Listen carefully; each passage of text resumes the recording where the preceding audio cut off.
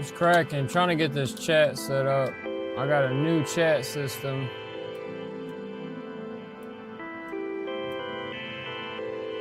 And I'm gonna see if this works. I don't know.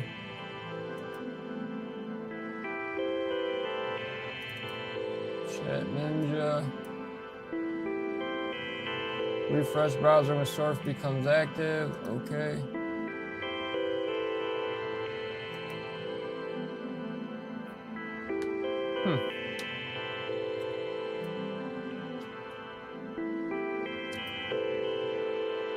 Color names.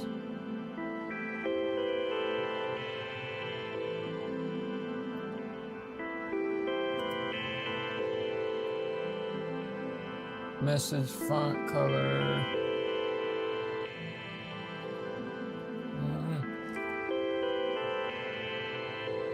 Compact mode, no space between.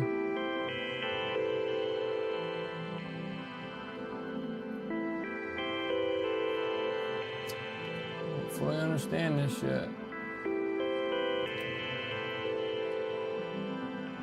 Activate that. Why did that go off?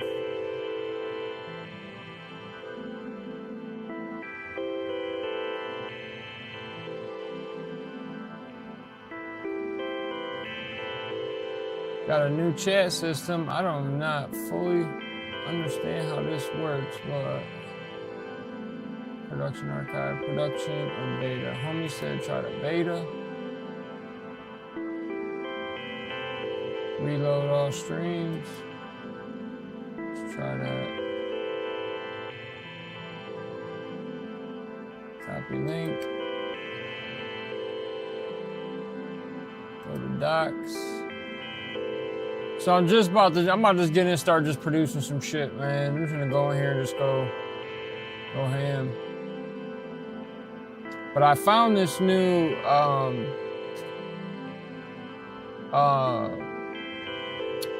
comments message center. So there's this message thing called Stream Ninja, Stream Chat Ninja.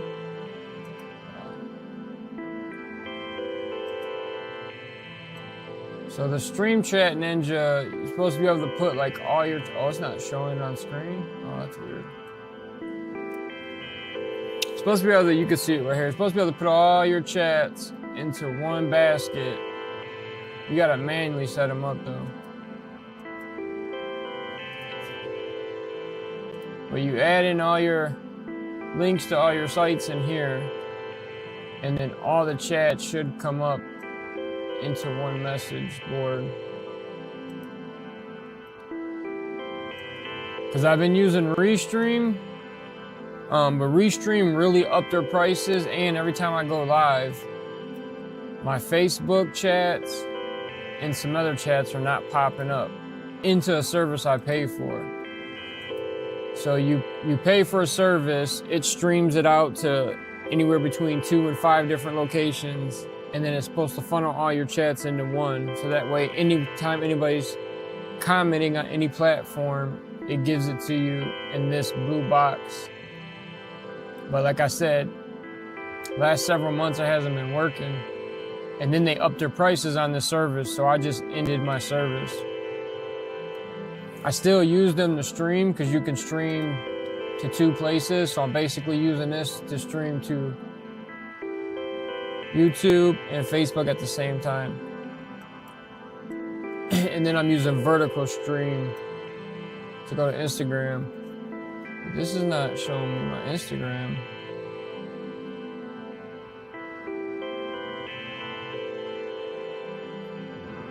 It says this is working.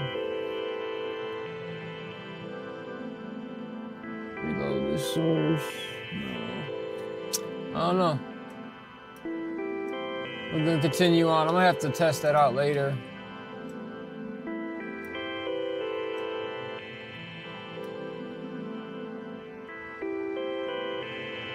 But as far as Facebook, I'll just open up my phone and look at it right now. I mean, I shouldn't have to do that. So I got Instagram open separately.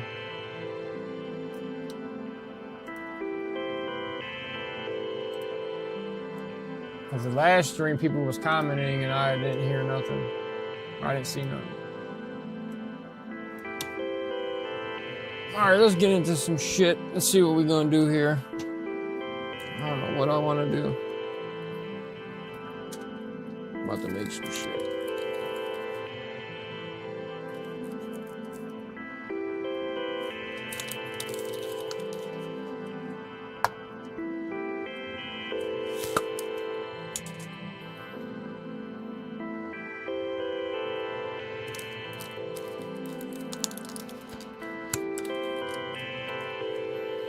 I hate wearing the headphones because I can't rock it out the speakers nice and loud.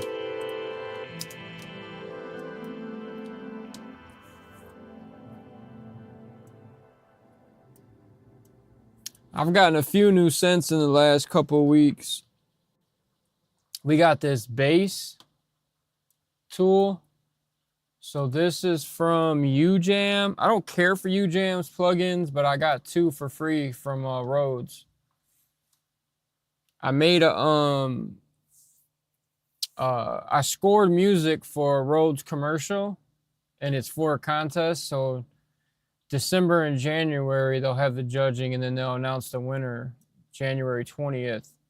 But they're gonna have open voting like December to January 19th. So I'm gonna post that link everywhere because first place wins like a $15,000 Rhodes.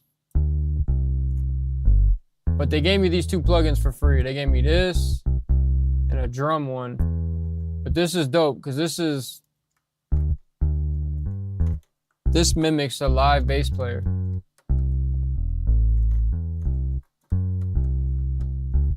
So you have style phrases, common phrases. So on the key, I can hit that.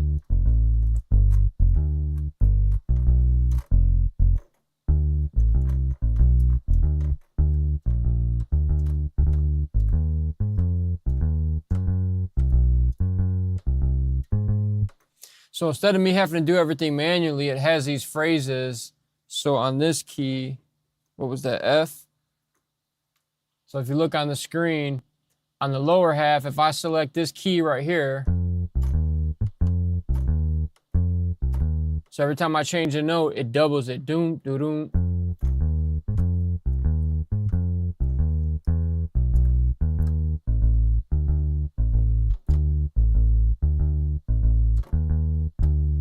And you could change your pickup, bridge.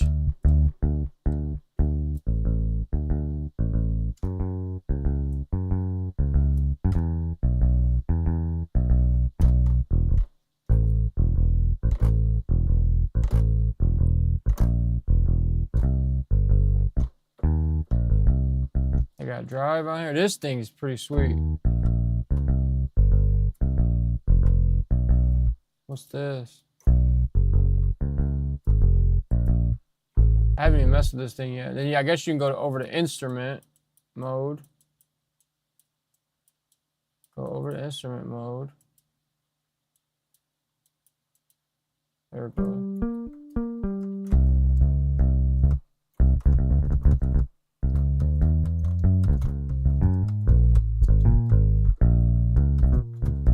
So if you just want to play it out manually, you can go to instrument mode.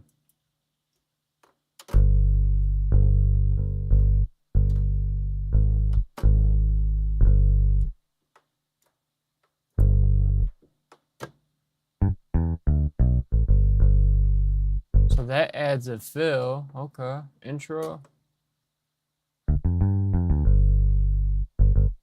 That's interesting.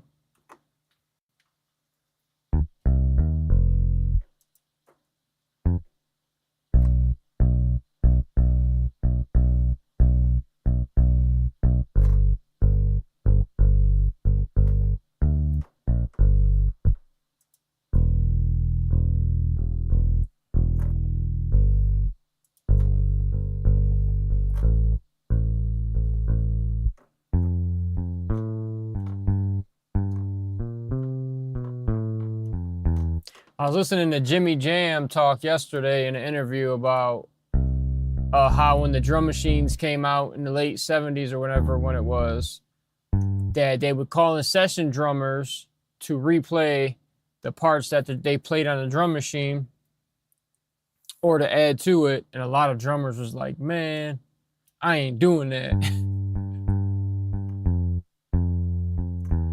And it's like the drum machines didn't take away from drummers in a sense. I mean, I'm sure it did, like took some jobs where you wouldn't need to hire a session drummer. You just take a drum machine and program.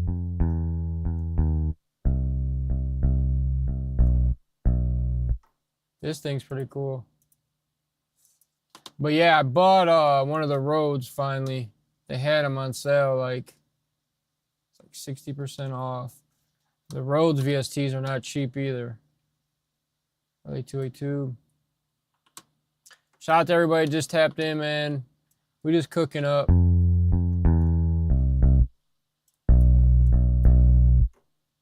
then on a lot of my instruments, I'll put this LA2A tube. So this is my go-to.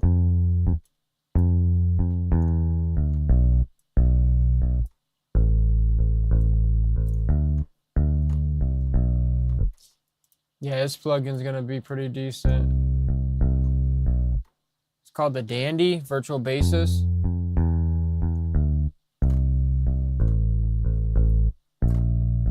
Why is it saying BPM 129?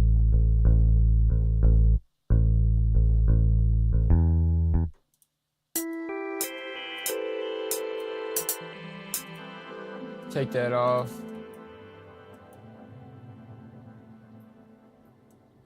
So that's Pigments. I bought Pigments last year sometime. This shit wasn't cheap. Where's the keyboard? I just realized how pricey Alturia stuff is. I own a few Alturia joints. I own the Mallets and the Pigments and then the Virtual V.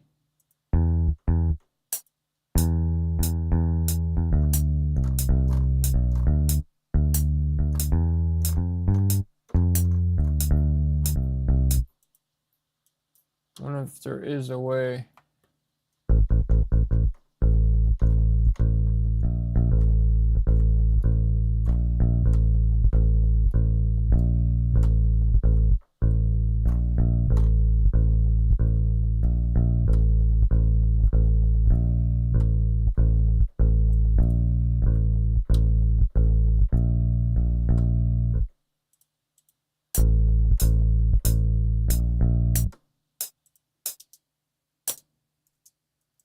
Oh, it's muted.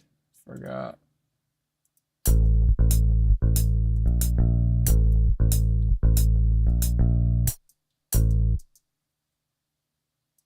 trying to see if this thing will sync to my BPM.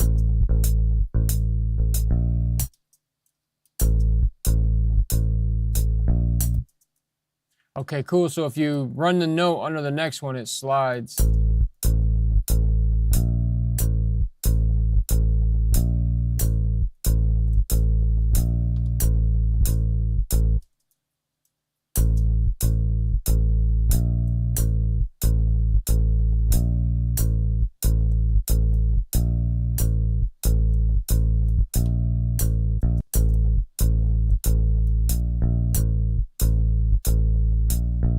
That's what I want. I want that last double.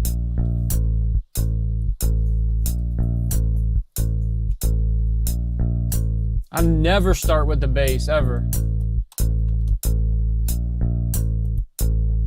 Why not?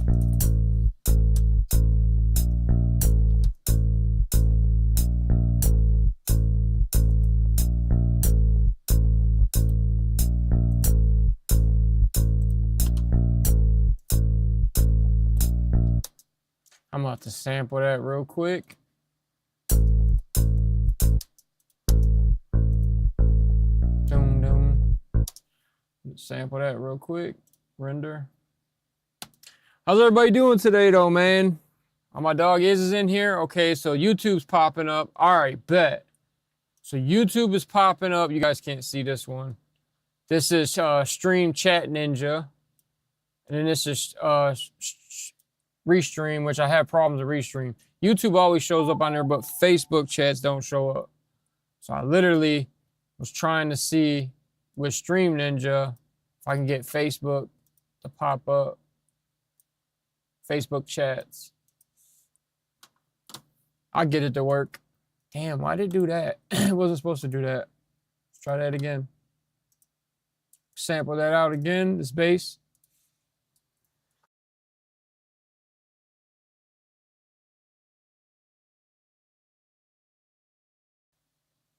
So when I'm sampling out stuff, it says, you know, to leave the tail remainder to where it like keeps going, or you can have it where it like cuts it like right at the end of that loop.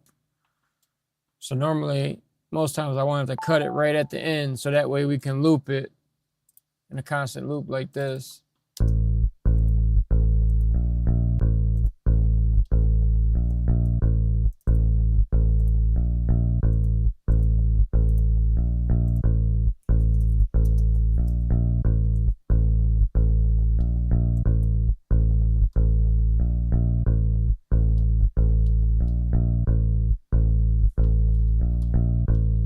Have to make a bass change up. Let me see.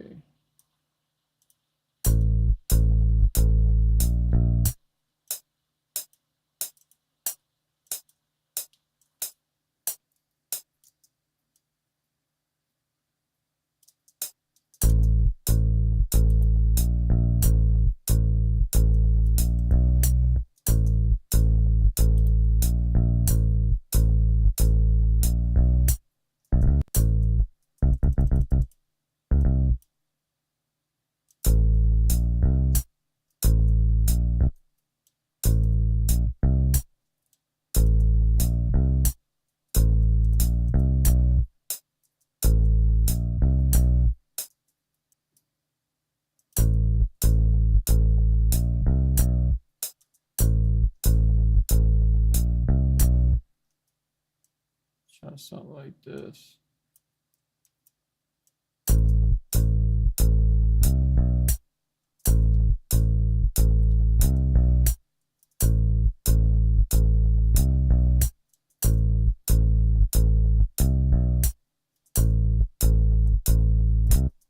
Pull that back.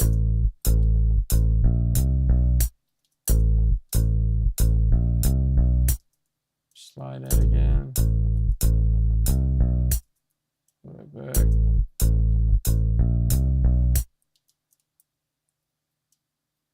That's a little change up.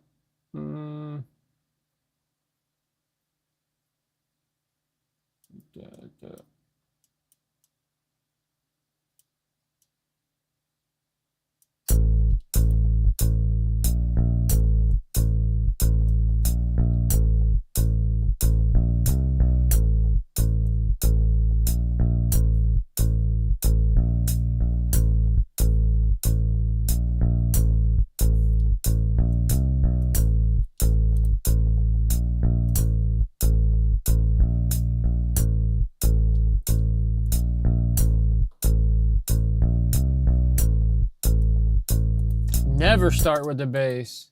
You get different results depending on like what you start with. I normally start off with a sample or like a melody, and then I start adding in, then you pick the bass notes out the main melody. But I know Hit Boy talks a lot about starting with the drums a lot of times. He says he gets the bounce locked in first and then builds around the bounce. You get different results starting different ways. I notice when I start with drums, sometimes I get a better drum bounce, because when I have to build the bounce around the instrument, sometimes it takes me a minute to find a bounce, or the first couple drum patterns I make, they're not that good, or they're just okay.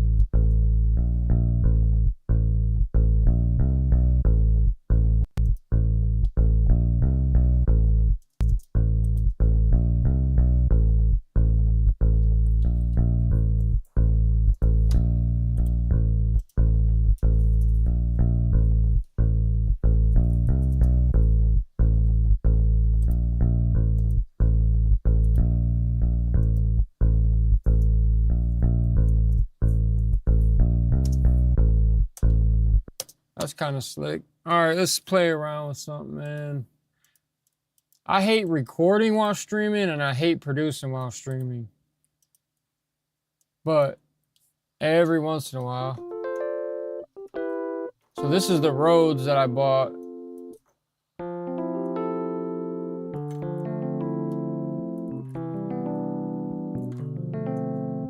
You make some really dope like R&B stuff with this. Like, we're gonna run this through some effects though. Start right here, fragment or refract.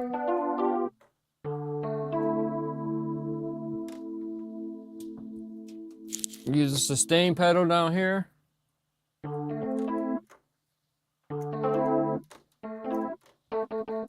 Why is my sustain pedal not working? That motherfucker came unplugged.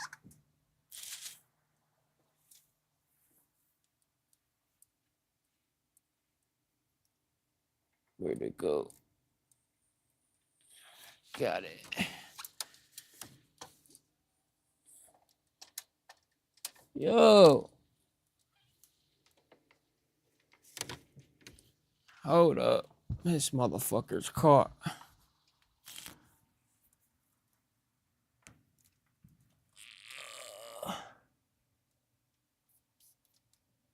Damn, man. Shit, it's not supposed to be this difficult. About to start using AI to make all my shit. Fuck it. Just use AI, bro. Fuck it.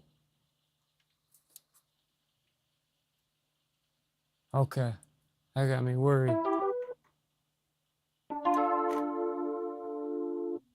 Now, when I hold the sustain pedal down with my foot,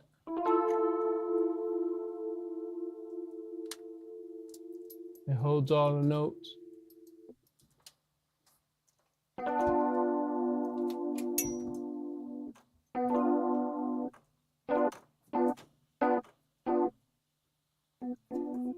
Of course, that motherfucker keep moving, bro. All right. I'm about to break some shit. Hold the fuck up.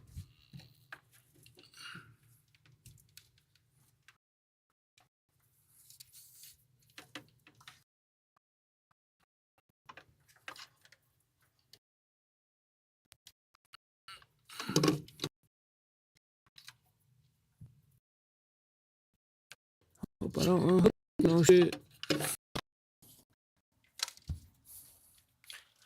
Ah, damn, man. Jesus. I done fucked everything up.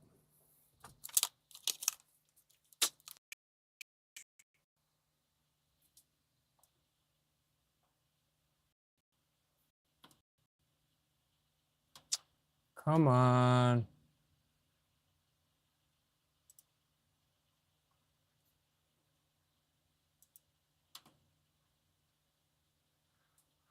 I need to get a new I need to switch out the HDMI cable for this monitor because every time I fucking just barely move this thing, bro.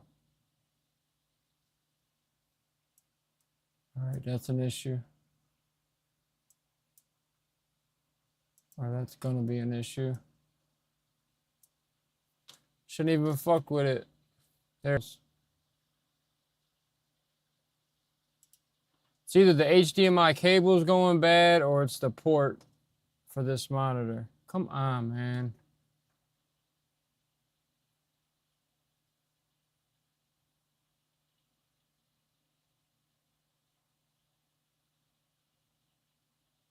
You done?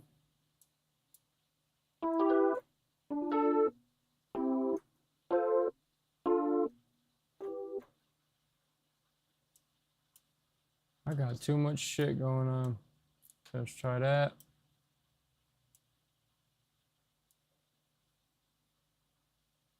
Try that, and then that, and then that. All right. Save that real quick.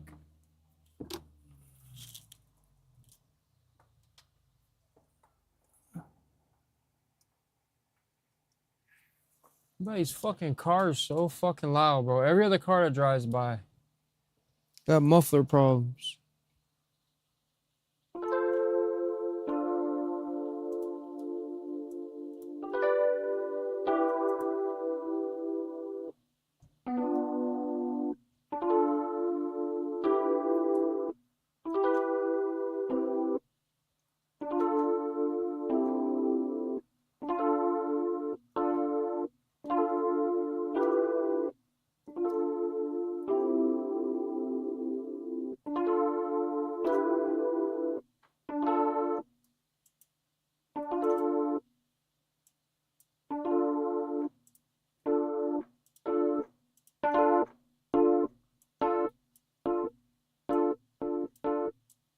Check some of these presets out.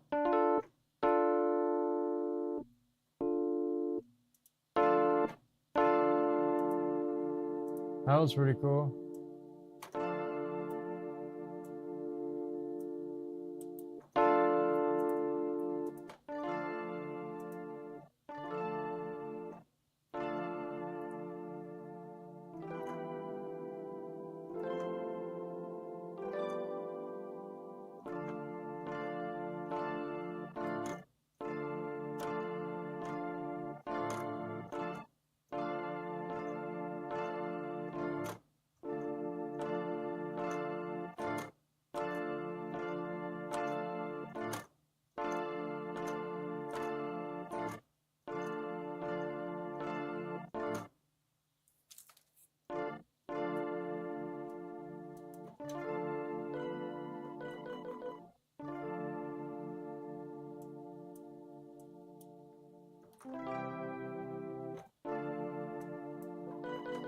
And then we got effects inside here too.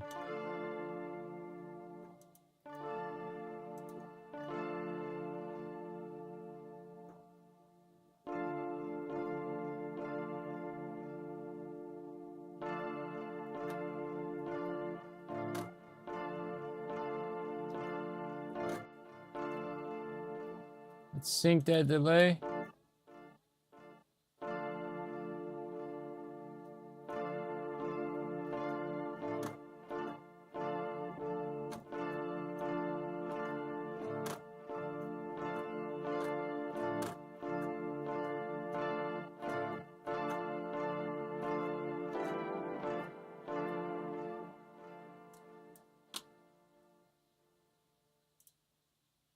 Kind of like that. Let's see where that takes us. I just start playing, bro. There's no rhyme or reason.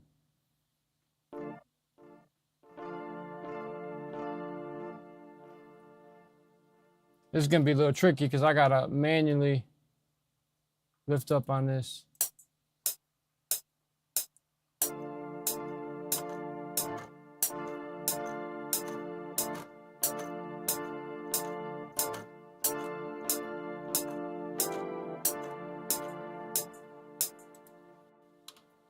Something like that.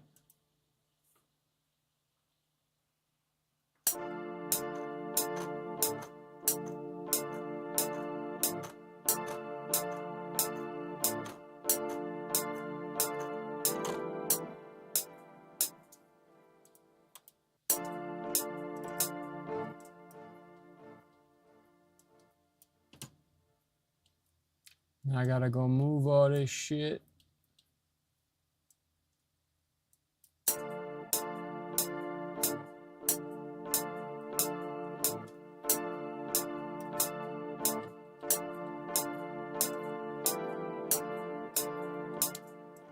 Because when you're trying to record, there's so much latency that's added in from your computer in order to play everything on time.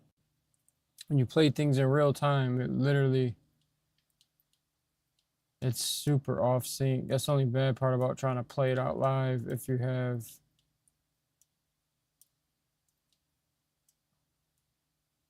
a lot of delay time. Let me try this. Oh, we're just gonna manually do this.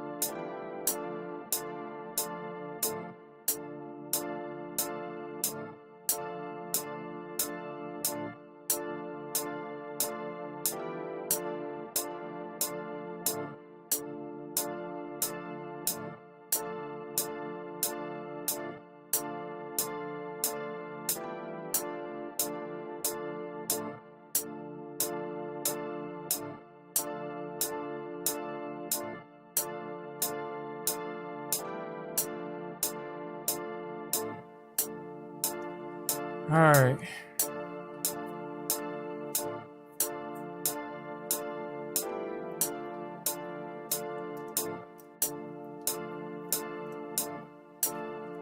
I want to keep a lot of this kind of exactly or almost exactly how I played it. So the offset of the keys, I want to leave that. I want to put this shit on grid.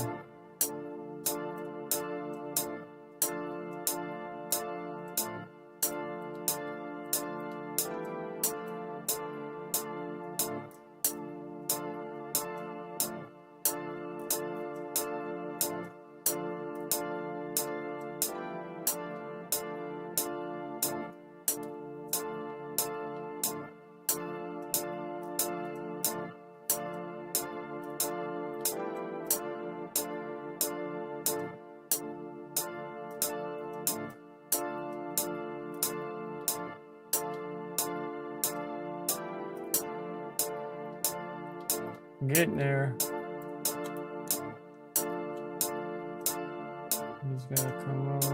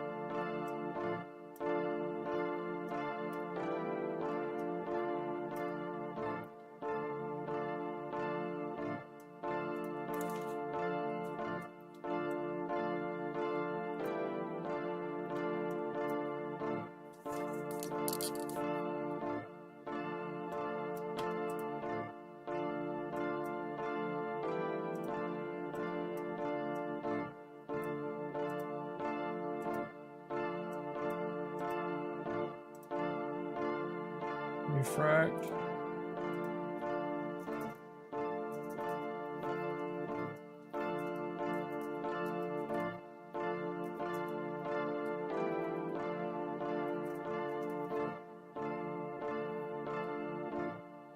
FRACT.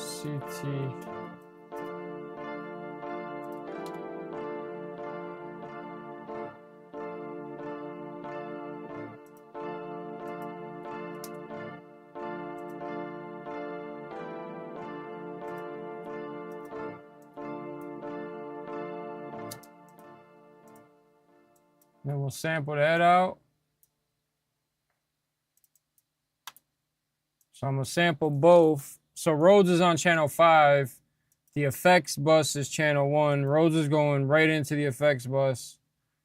So I arm channel 1 and channel 5.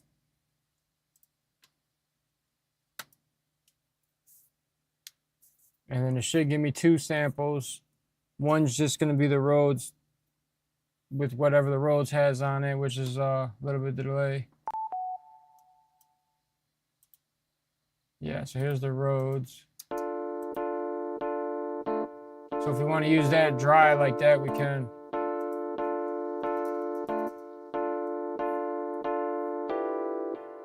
And then I left the tail in, so we have the tail, and then this is the effect.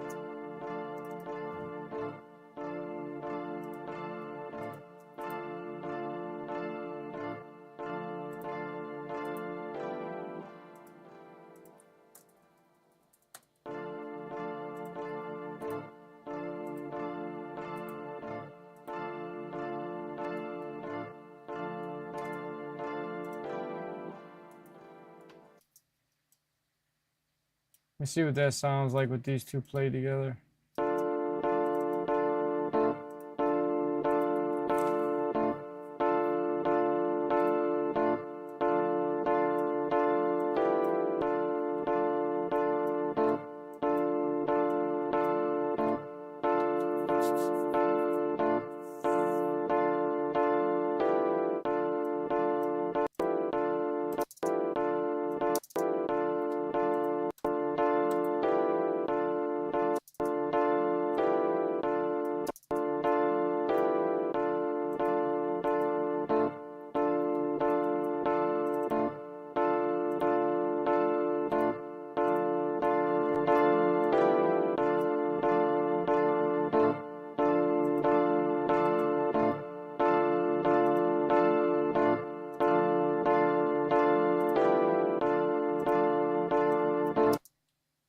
add those to 2 channels.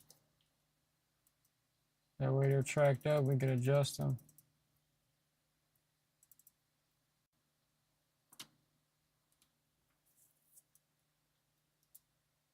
The toolbar is already hitting on this side of your screen. Okay.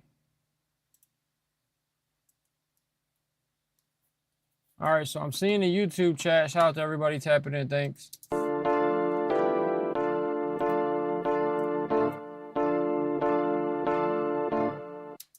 Let's change up that effect now. So we're going to still run them same roads. And like, I'll do this for like an hour or more. I'll just go through different presets. I'll start making my own effects. Like, I've set up 2 effects bus so far. So this effects bus just has this refract on it.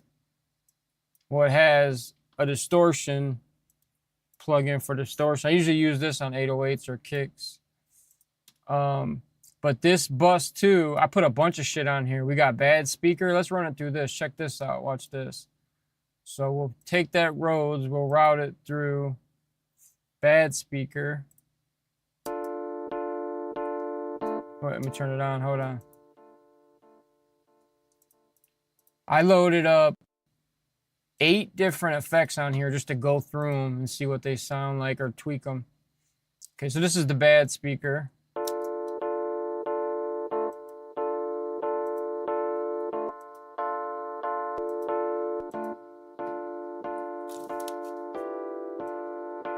It's supposed to sound like a little shitty speaker.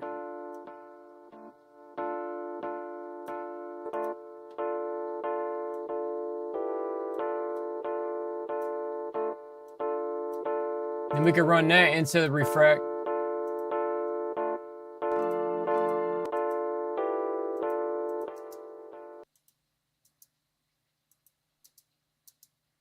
Yo, hold up, I fucked up something.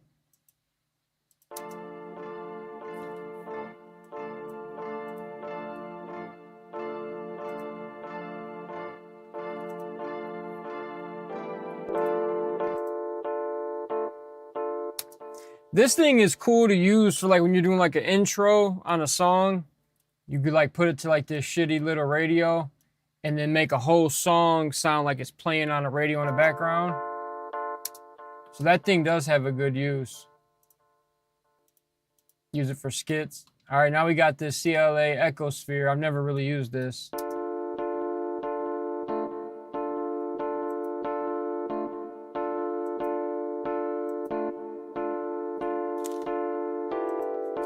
It's like a reverb delay.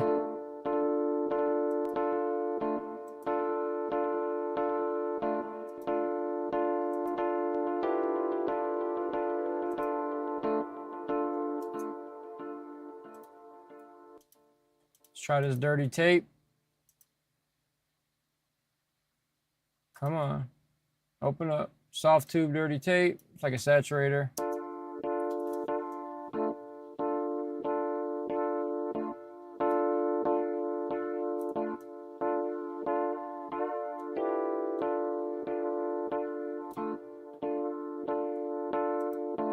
That's not what I'm looking for. Got this GTR stomp. Uh-oh. So I set this up. It's got chorus, distortion, flanger, and phaser. That's too much.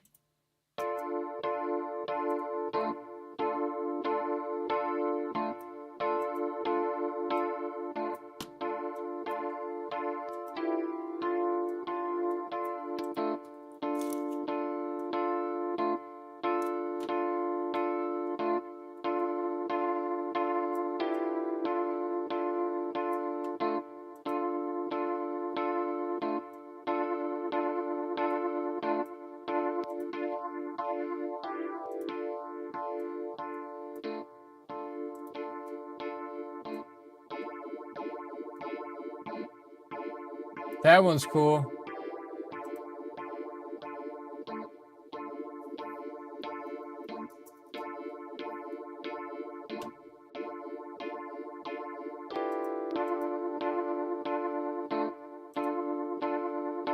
I like that.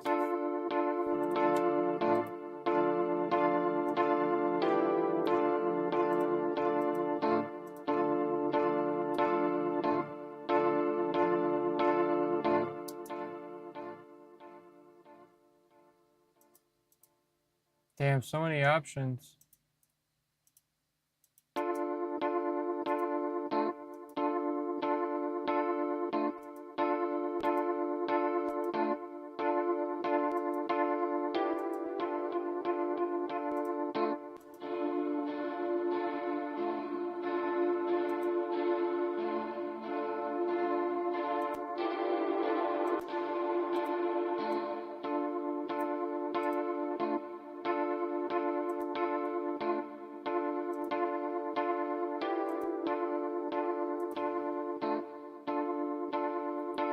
There's like reverbs.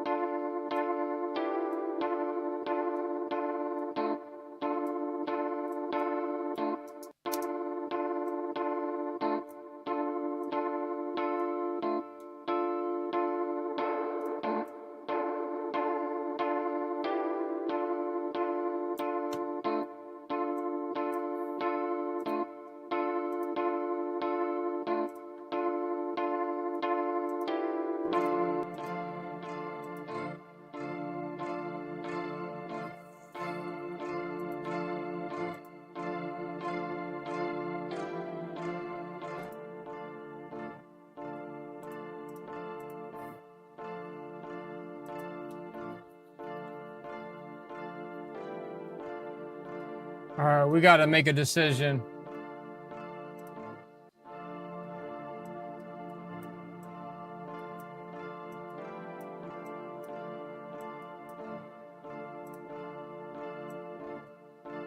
We'll go through some of these presets, see what they got on here.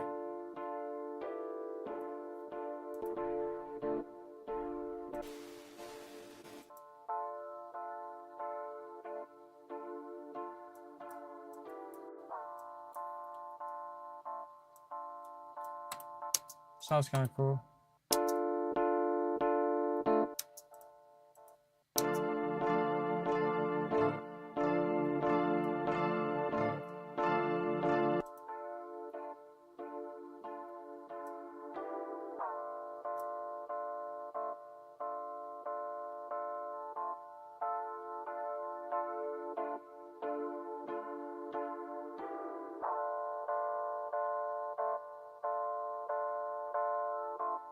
That's like automated.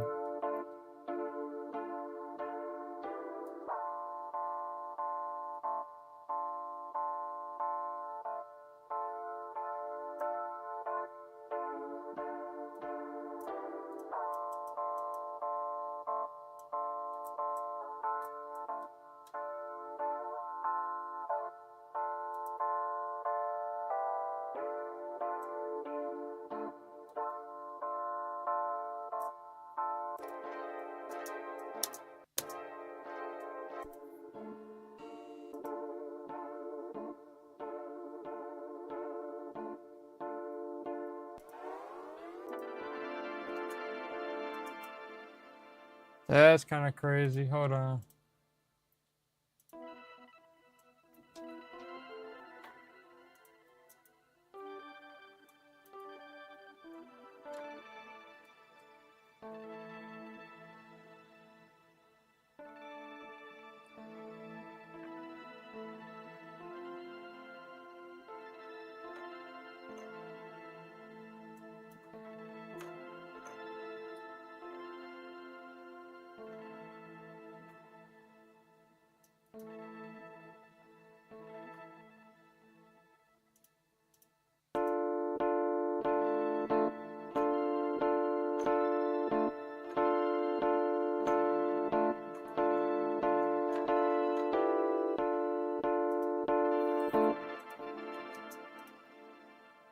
right, we gotta make a decision. Can't spend all day on this one fucking thing.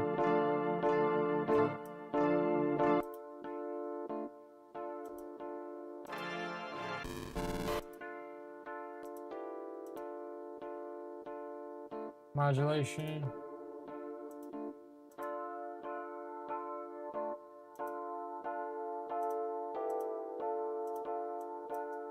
All right, we'll sample that one out.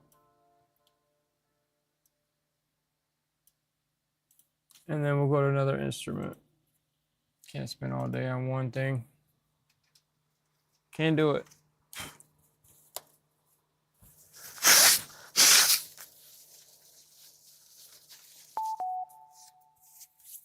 Let's change up the screen. Which screen was I gonna go to? Is it this one?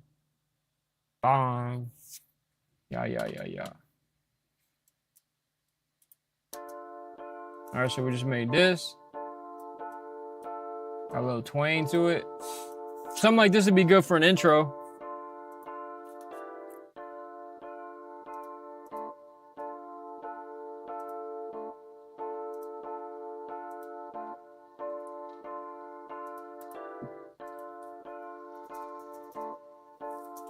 Let's go to like a phase.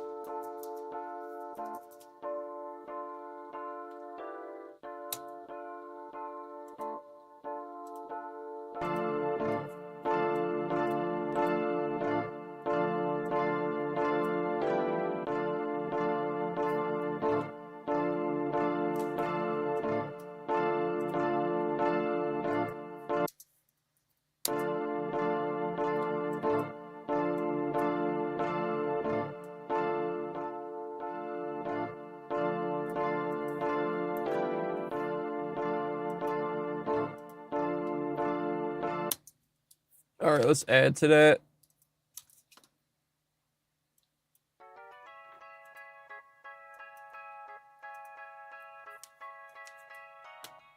And then after we make it, we could sample it out, pitch it up, pitch it down, change it out, see what it does. Yeah, I think I'm in an A chord right now, if I'm not mistaken, or it might be D. Let's double check that, because a lot of times I don't even know what chord I'm playing in. Because I play by ear, I can visually see like what chord I'm playing and like what my root note is.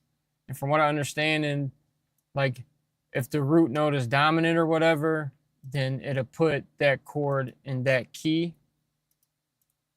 But I'll just, like after I sample it out, yeah, so we're in D minor. So that's a D minor chord. The root note's D, that's a dominant note.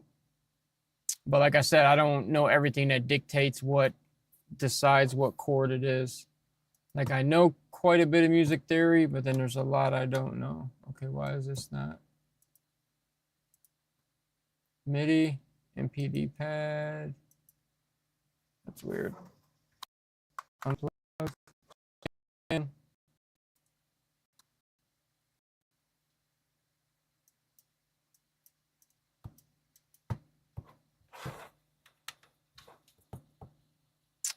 What the fuck's going on, bro?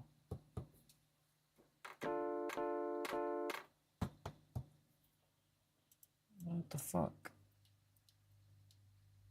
MPD pad, MPD pad. That's weird. There it goes. Tripping out. Yeah, so we can like load it into here. Play this shit backwards. I could say reverse. Ooh.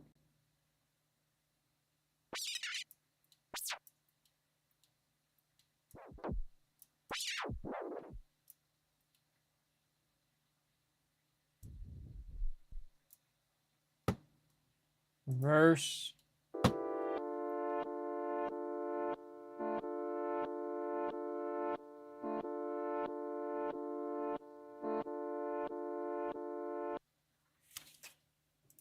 So that Serato sample is one of my go-tos.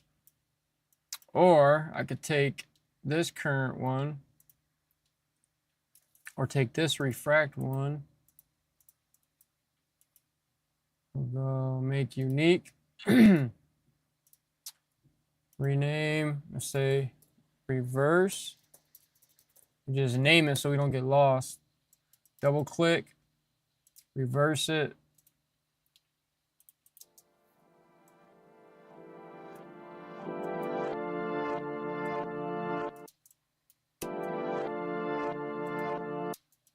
And we cut this in 4s. That way we can put it back in the proper order. This is like the manual way of doing it.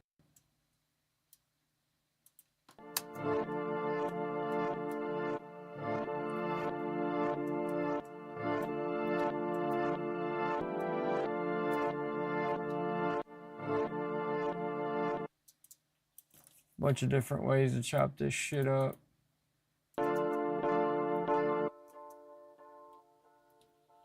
Okay. Let's try a different instrument now. So we're going to take those chords, copy, then we're going to paste them in another pattern.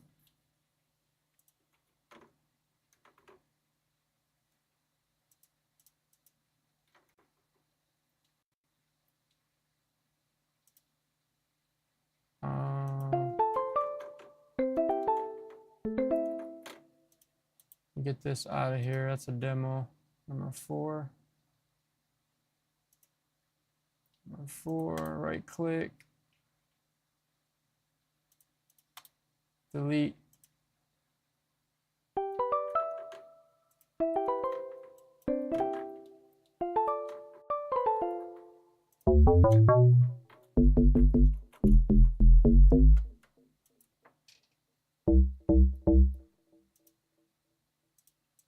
Go to Pigment, see what Pigment's got to offer.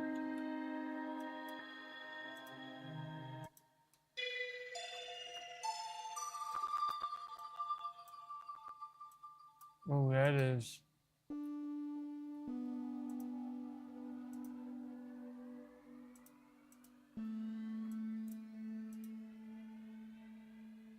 I don't like that.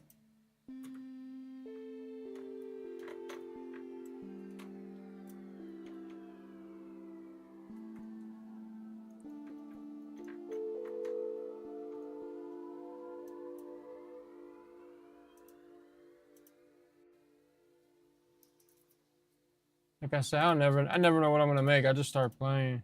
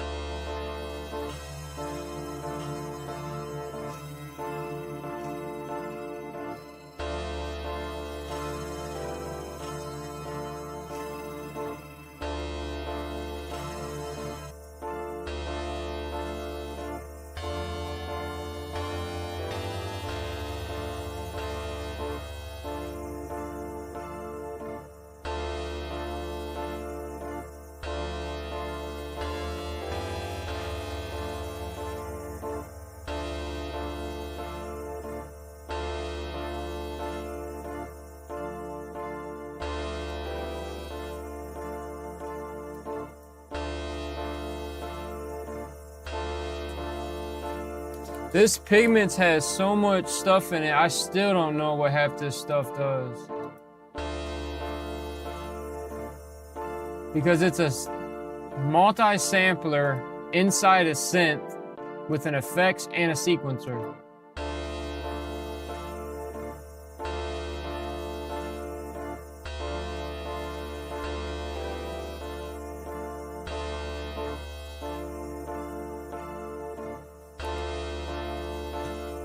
This sounds good though. I like this. Hold on. We're gonna kind of play along with that melody, see what we can get.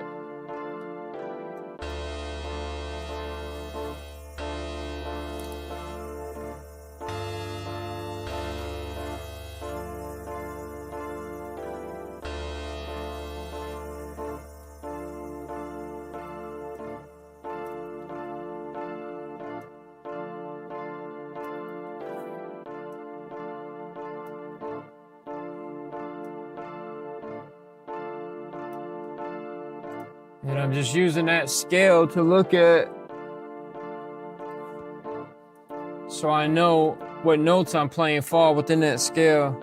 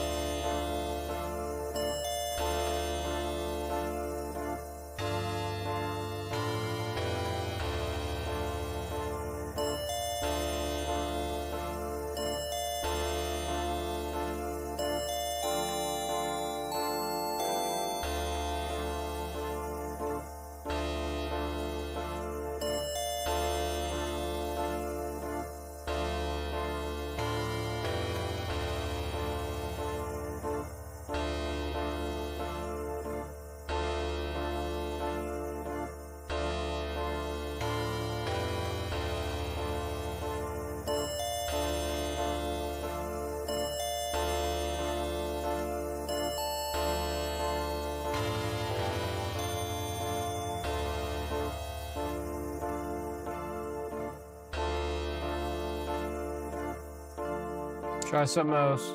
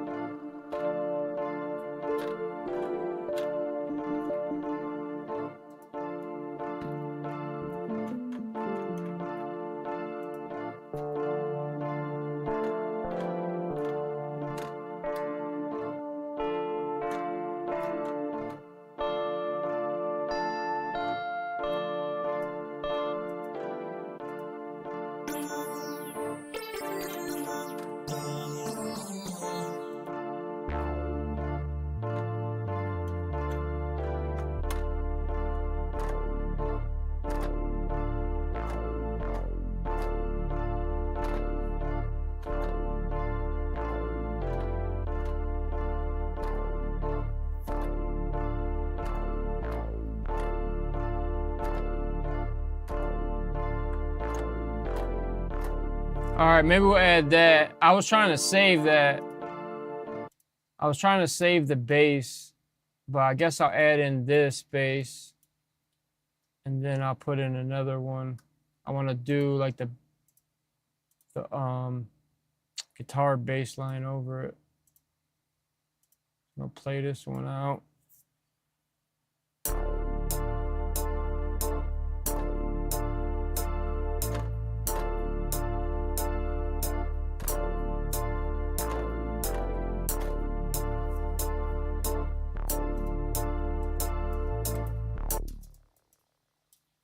Because I was going to add a Moog style bass like that in over it.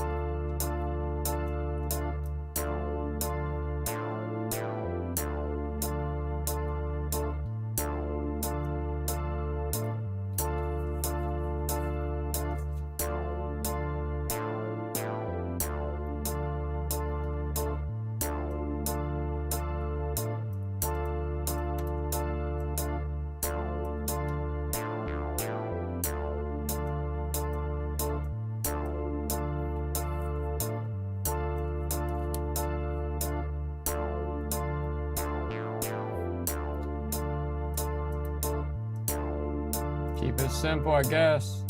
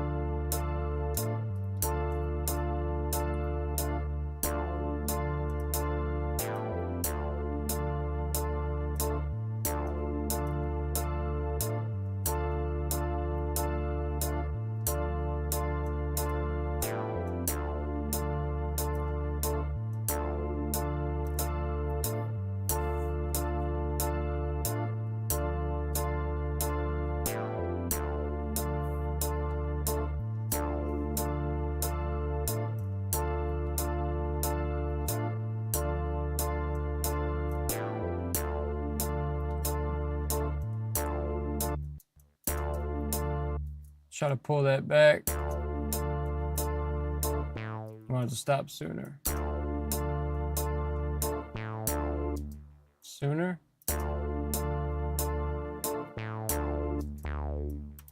Or don't put that there. Take that note out. There we go.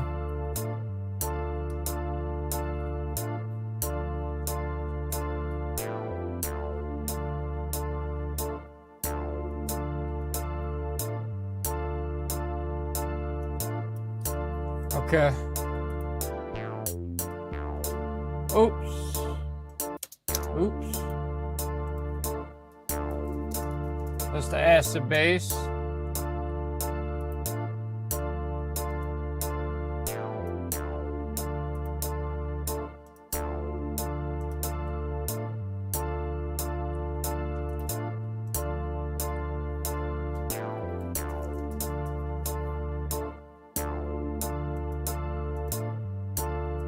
We even pull them keys back too. Right here.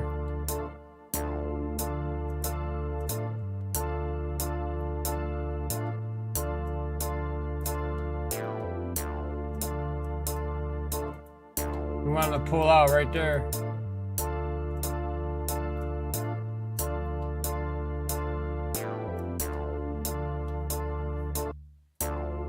Oh, that's too soon. Might have to resample that.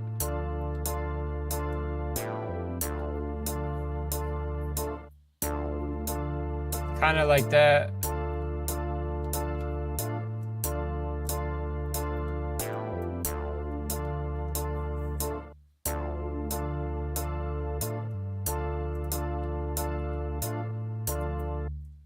So if I have to resample that now though.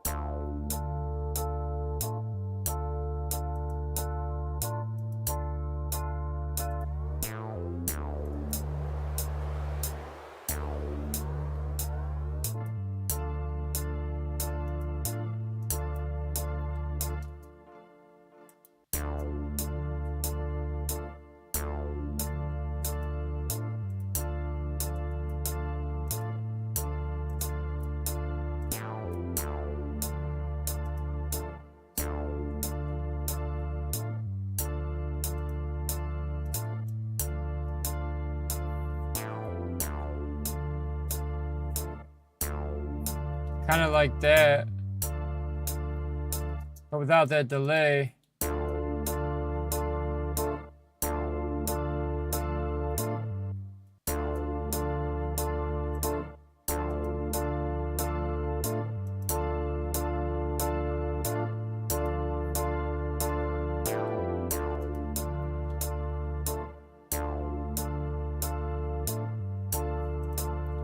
Ah, fuck it, we'll just leave it.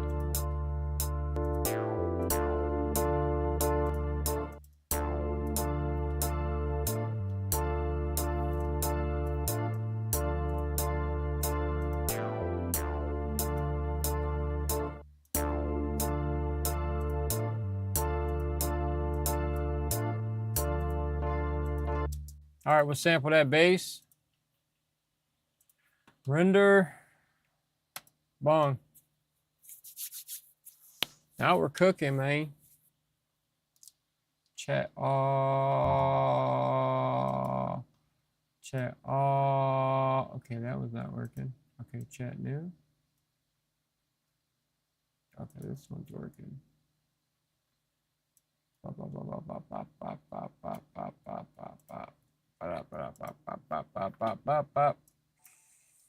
So that's an acid bass we got. That's a crazy ass. Look at that waveform. Look at that. Goes up.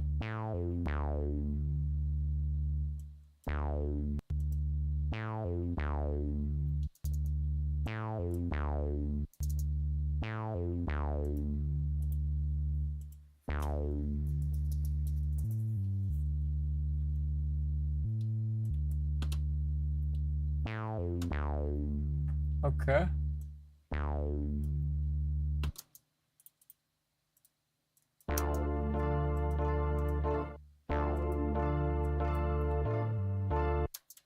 Add that bass to the mixer.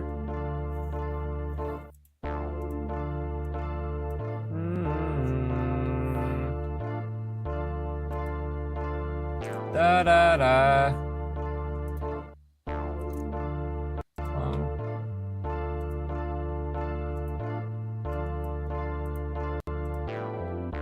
Now we're gonna try this this bass VST.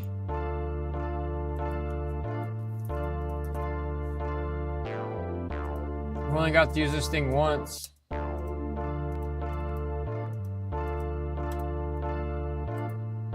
See how this thing does.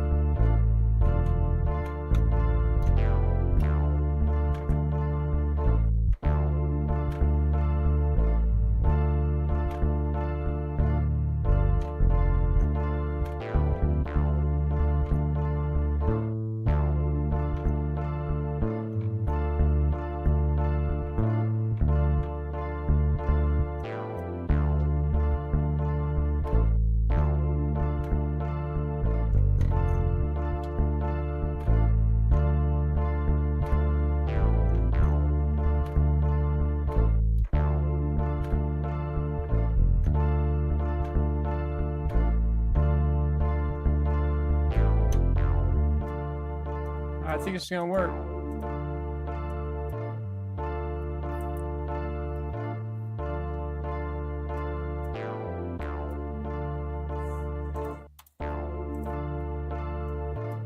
Try to play it out.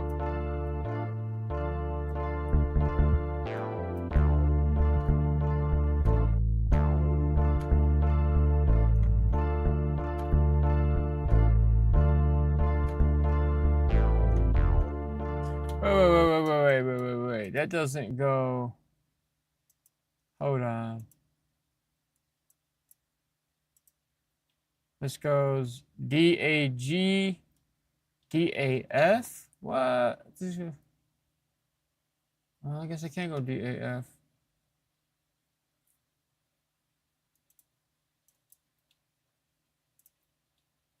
How does that sound, though?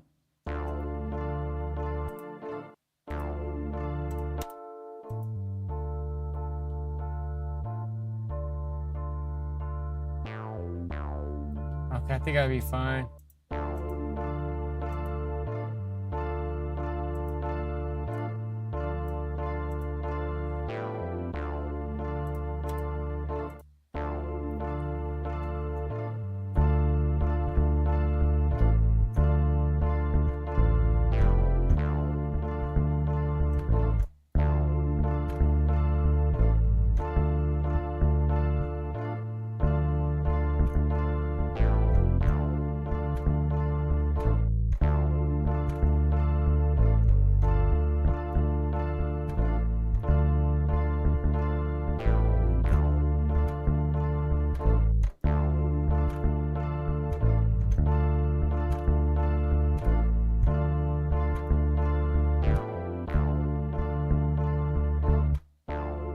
We have to choose a different phrase, but that should be all right.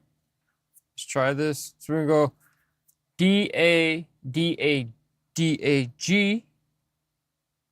D-A-D-A-F.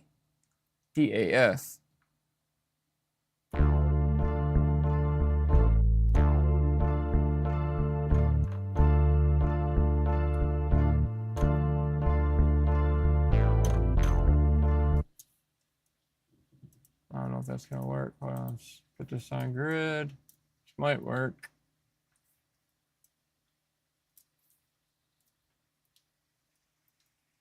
Line up low. Let's just listen to the bass. See what it does for us.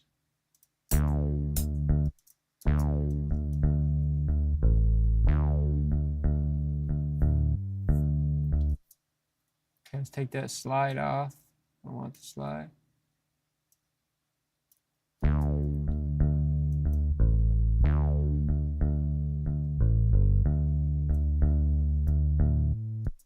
Take that slide off.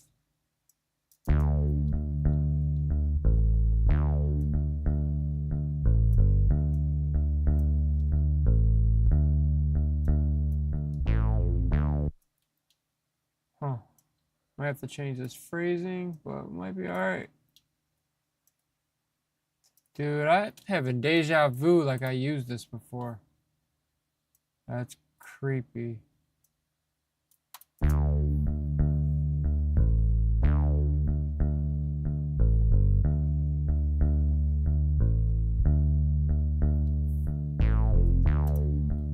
All right, let's put everything evenly touching.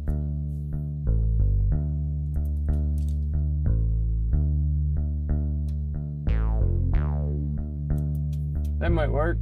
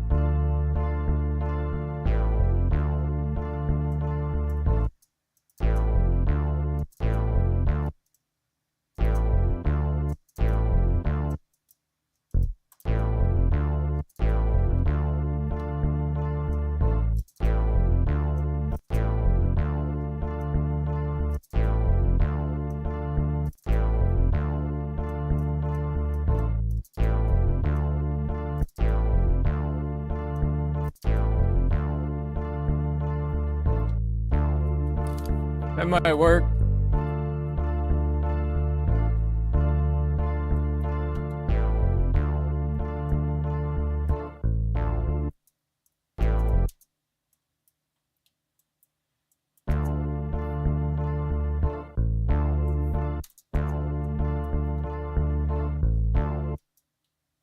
Oh, the phone.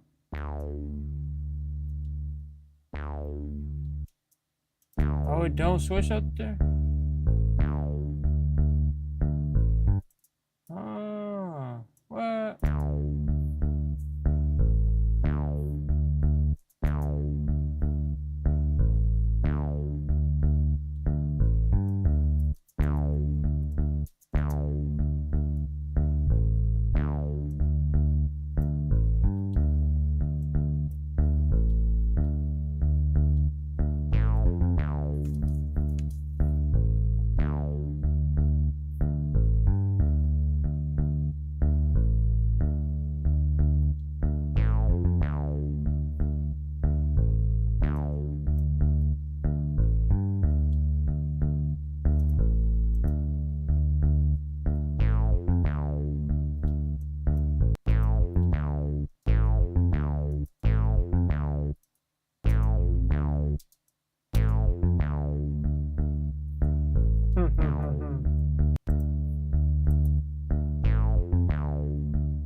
Maybe I'll do that, pull that note back. Kind of slick.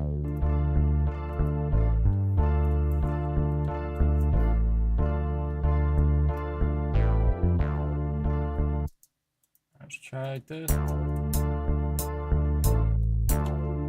Put some drums in here. Give me a hi-hat. Let's go to favorites. It's a little bop.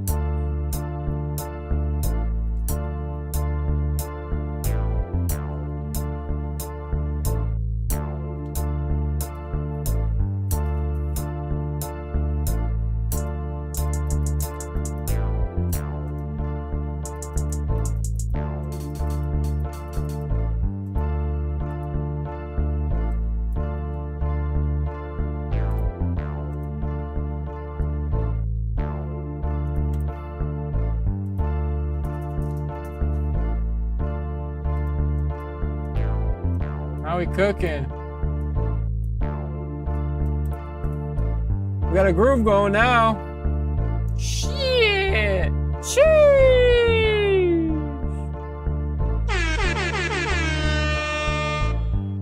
Wait, wrong one.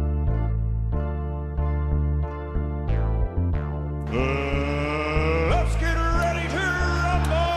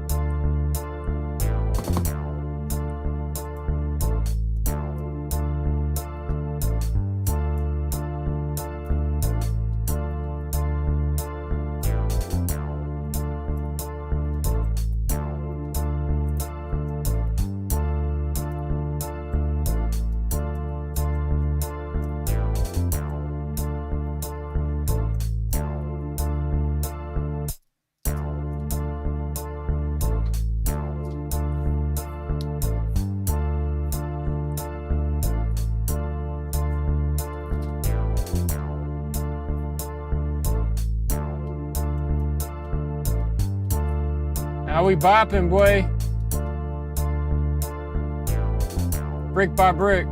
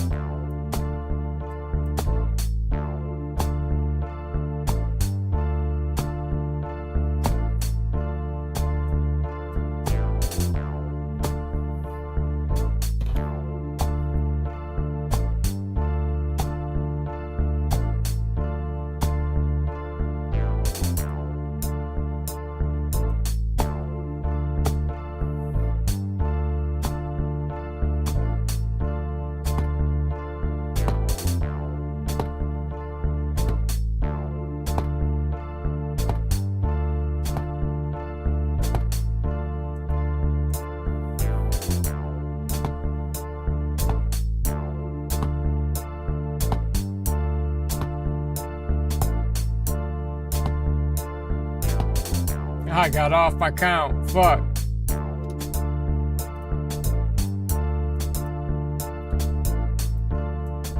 Damn. Fucked up. And the latency put it all off. Hold on.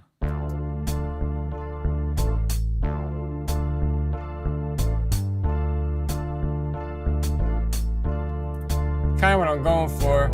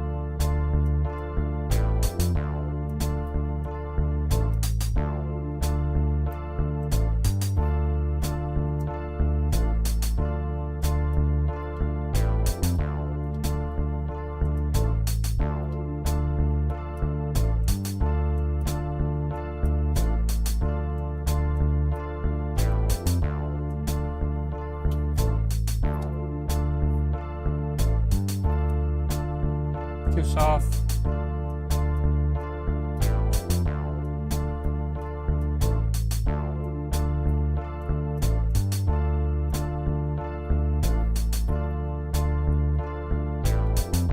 I bought a drum set and started teaching myself how to play the drums in order to understand how a drummer plays to play drums better.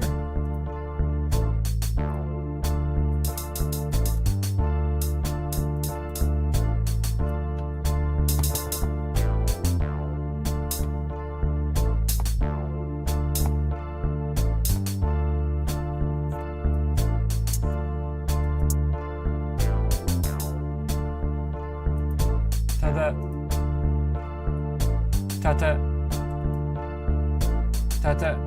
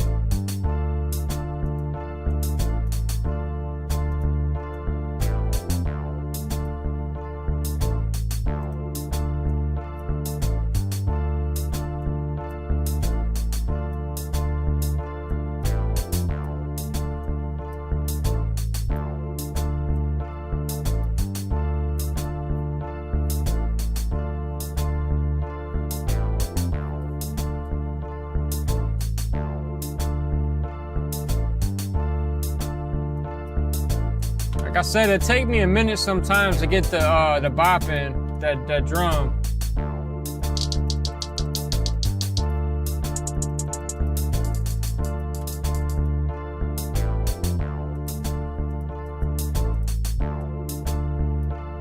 And a lot of times I might not even go with the first drum,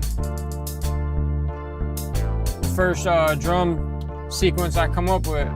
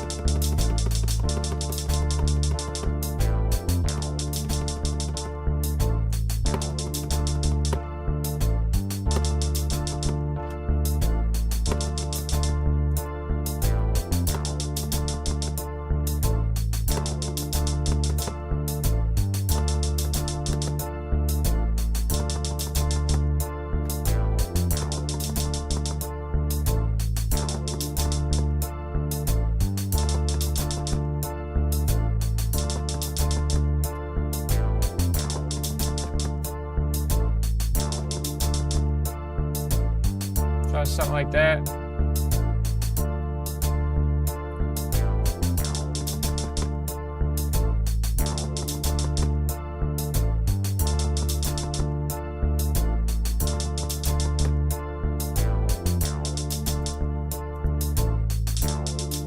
It's gonna be all off.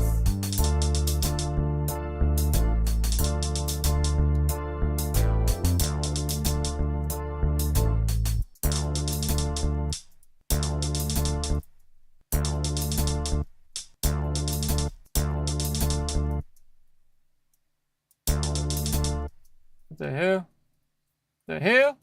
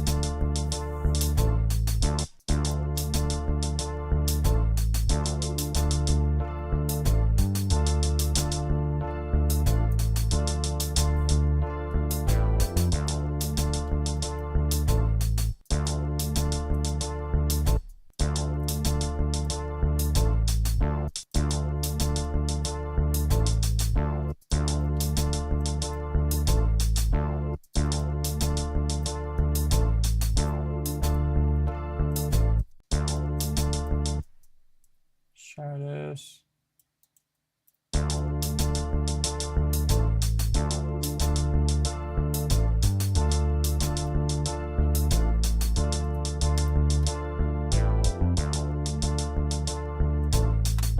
go with that.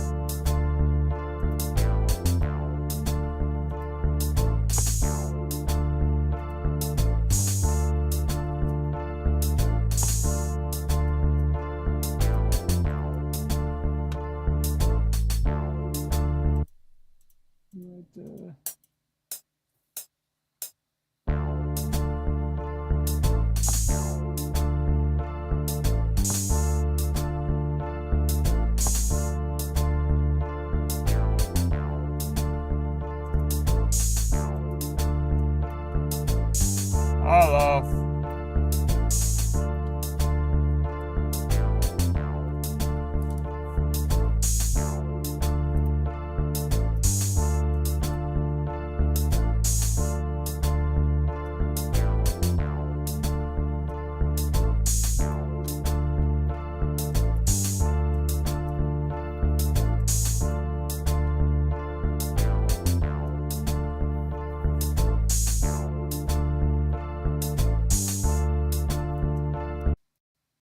Nope.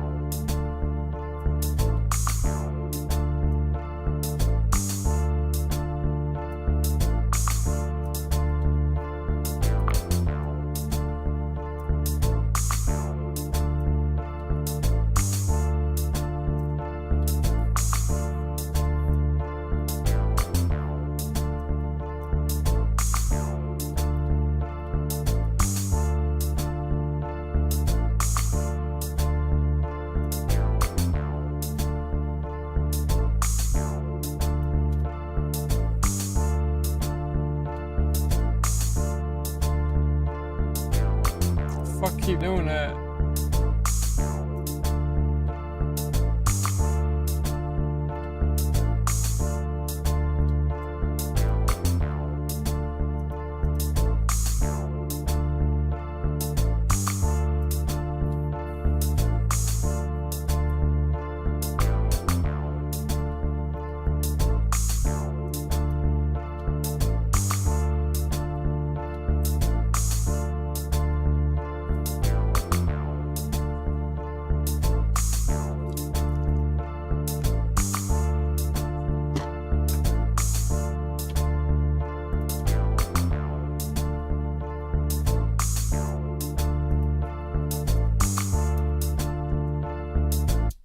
All right, that's enough on just the repetitiveness of that. Let's add in these drums. So I have this new drum plugin through VJam. What's that? VJam? VJam? What is that? UJam. What is that called again? Tags. UJam. Oh, nothing pops up. Nice. Beautiful.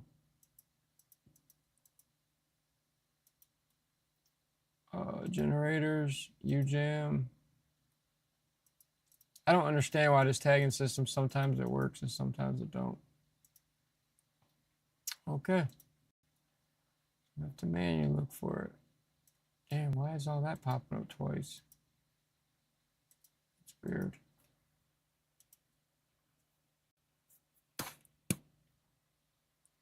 It should only be coming up once, now it's coming up twice. So where is this? VB Dandy. I'm gonna have to manually look for this bullshit. I got two lists of everything? That don't make no sense. Hold on. VB Danny. VD Legends. I think this is it right here. This is a drum VST from UJam. Oh, it crashed. Beautiful. Well, should I end the stream now because it's freaking crashed? Granted, I could restart it. Bro. My life.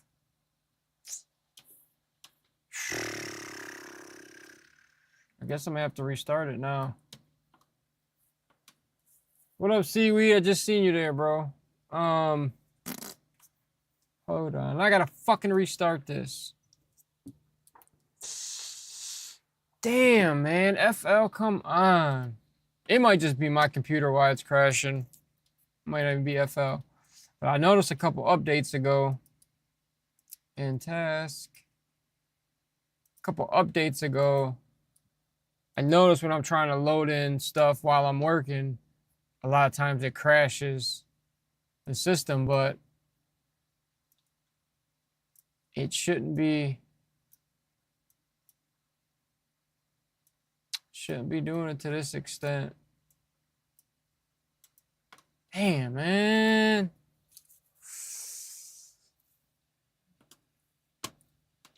Looks like Instagram's holding up good. I put it down to, what did I put it down to? 3,000? I don't think I'm gonna be able to check it. Oh no, I can't check it. Hold on. I've changed Instagram to what's working. Streaming. 3,000 kilobytes per second seems to be the magic number right now. Because the last 5 times I tried to live stream on Instagram, every time it would glitch and crash out. Okay, we was on beat 62. Open, don't save. 61. 9:32 p.m. Open. About to find out now. I fucking hate wearing headphones, bro.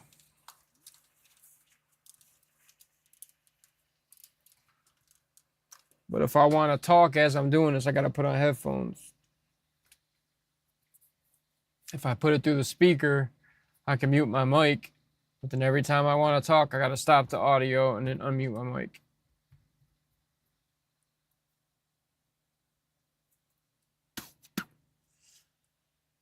But it's alright, it's not that big of a deal. It's like a lot of details I can't hear going through the headphones. And these, I got these, what are these? These M something 30s? Yeah, M30s. Audio-Technica M30s. They're really good headphones, but they're not the best. Like mix-wise. If you want to try to mix them, they're not the best. The M30s are like 2 levels up. You have like the M20s, M30s, M50s. Like the higher up you go, the more quality you get. All right, let's try this shit again.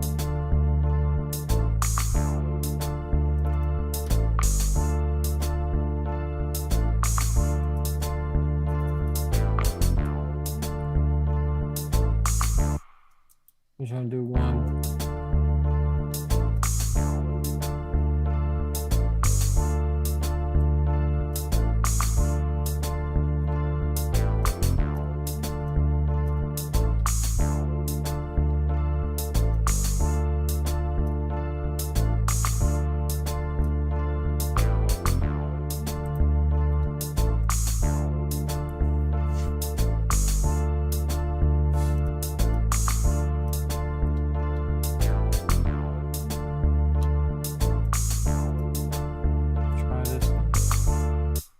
Let's sample this bass line out real quick, that way.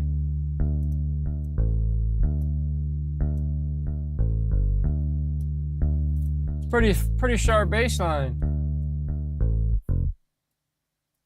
Put that little stutter at the end. That bass line plugin working pretty good. I like it. I have another bass line plugin, or do I? I had one through Contact that I was paying for. Like I was paying for like the subscription shit. And I stopped that shit. Let's get this out of here. All right, we'll try this.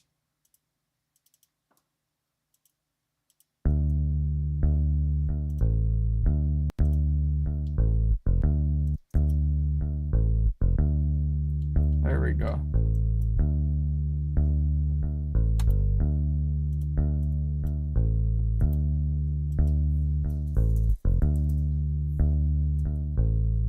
I put that little stutter at the end, or not stutter, but a little space, so pulled up on the note. Just that little movement like that, like kind of similar to how a bass player might play it. Just changed the whole vibe of it.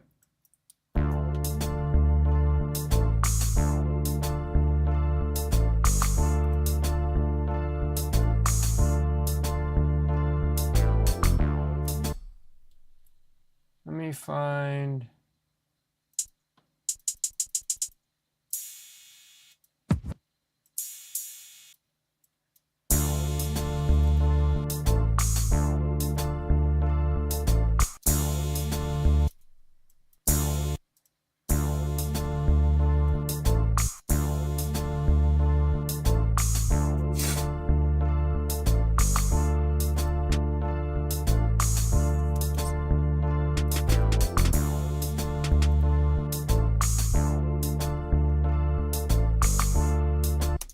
Oh, that's right. I was going to add it in with this plugin.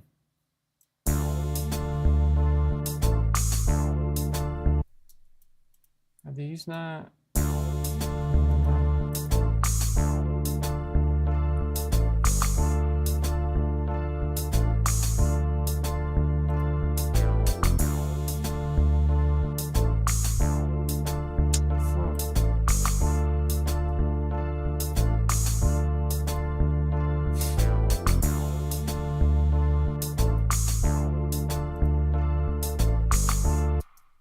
Those are too loud.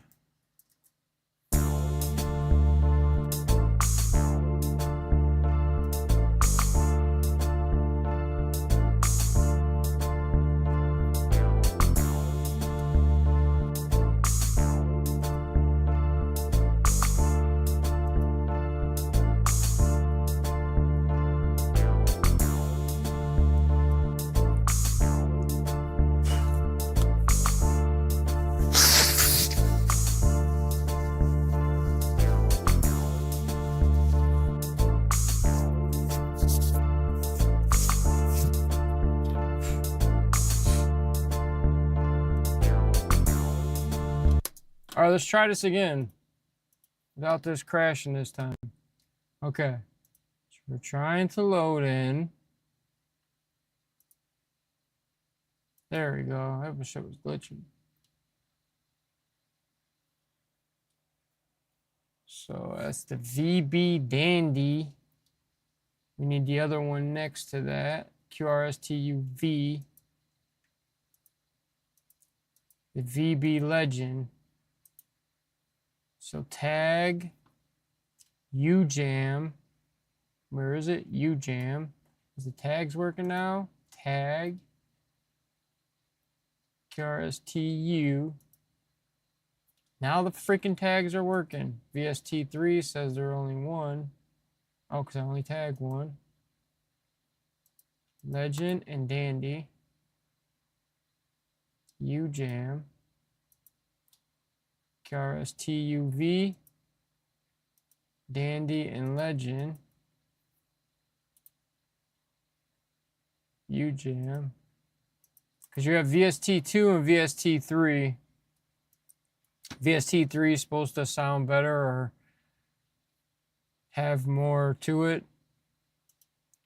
I've barely noticed a difference. Use some more processing. So we're going to go with a VST2. We're going to go save. Let's rename this. Let's put mix 1.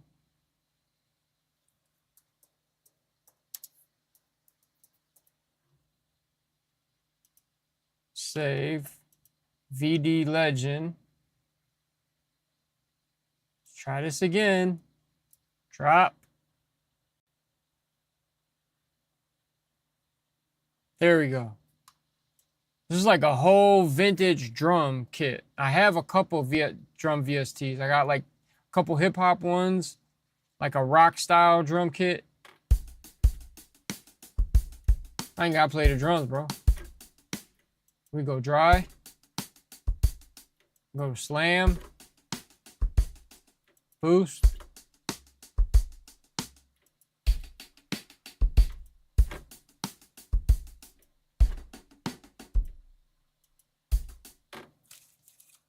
This is slick, bro. So you can do the one key and it plays a whole drum phrase for you or drum loop.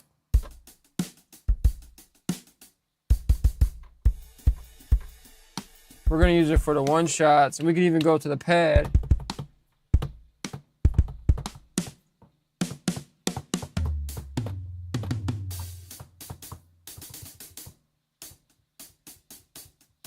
I'm basically like looking for this right here. Looking for like that real drum cymbal. So like the hi-hat, but like partially open. I have a bunch of one shots, but I don't feel like digging for it. I can load something like this in and have that sound. And then also I can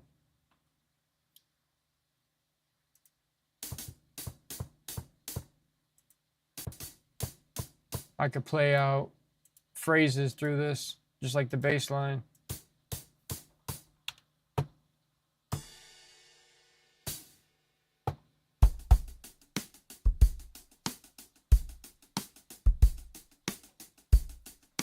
Just like that. Super simple. But we want to do our one shots.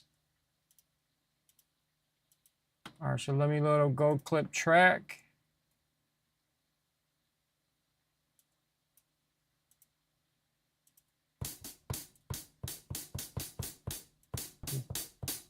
I'm gonna push it just a little bit, not too much.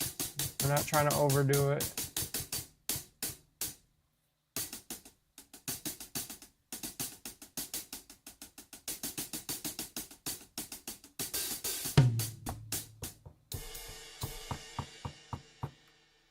That's blank.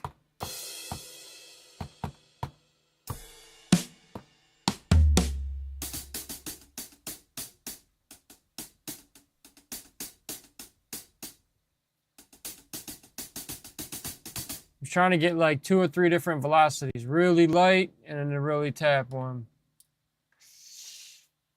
AI dolls, man, bro, they're pretty interesting. One thing, so don't even get me started on the AI subject, bro.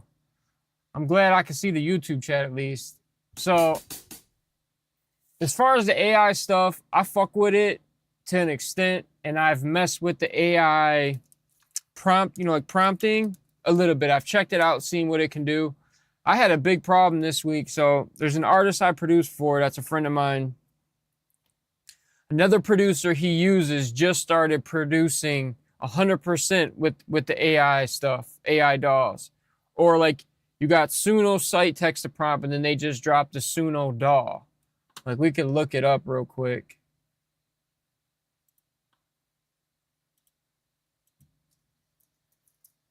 Now I do want to check it out, but you have to pay to have access to it, right? So Suno Pro, AI creator, music creator. Museo DAW powered by AI. I'm looking for Suno's DAW though. Suno Studio, that's it. This is it right here. So these things are interesting because I watch a lot of music stuff, music production, music executives, people behind on the business, speaking on like how things are done, how things was done on certain deals, certain artists, certain tours, like all this shit. So a big executive said on a panel this year, he said 100% of the sessions he's been in inside studios, like in industry studios or industry sessions for high level artists, they've been using AI in every single session. And a lot of the producers I've been seeing that are cooking up in these studios, they might, play out some drums, play out the keyboard. Yeah, Suno Studio, that's what I just put up. So they might play some shit out like I do.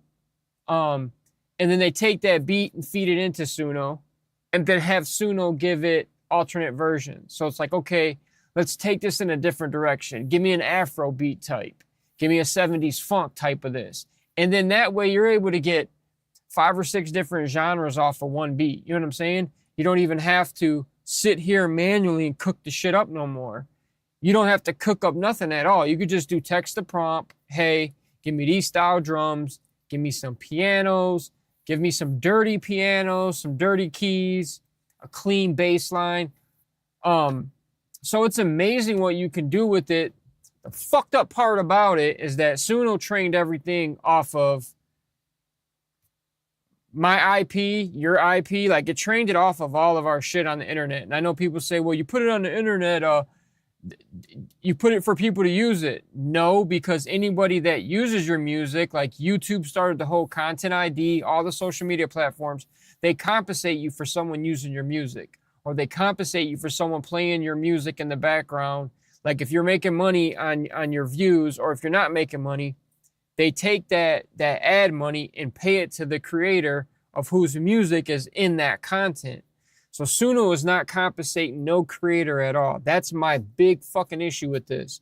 It's equivalent to like going to my beat store, ripping all my beats out, putting them in your AI DAW to make AI beats, and then you didn't pay me a dime. You just stole all my shit to resell it on your platform. Because look, if you want to use Suno Studio, right? Hey, let's use it. Fuck, hold on, let me see something. Let me sign in here. You have to pay, bro. So they use a lot of creators' content. Couldn't find that. Sign up. So they use all these creators' content to train it, but didn't compensate nobody. Now they've been in lawsuits on the back end, and now the labels are coming to terms. They're coming to deals saying, hey, let's make a deal. All right, we're going to implement this. We're going to give you licensing rights, to the stuff you've infringed on for our artists. In exchange, we're going to get a royalty or a percentage of whatever you generate off of that. Now, there was a successful artist named, I think his name is Ransom from Cali, from LA. So he sat down with the creator of Suno, and Ransom was like, are you guys reusing? He's like, because I use it. He's like, I really, really like it. He's like, but I'm iffy about it. He's like, are you guys reusing my beats that I put into it? He goes, the owner said, no, we're not. We're only reusing people that are using the free version, which to me sounds like a fucking lie because you done train this shit on ganking people's shit. So now out of nowhere, oh, if you're a paid subscriber, yeah, we're not going to reuse your paid stuff.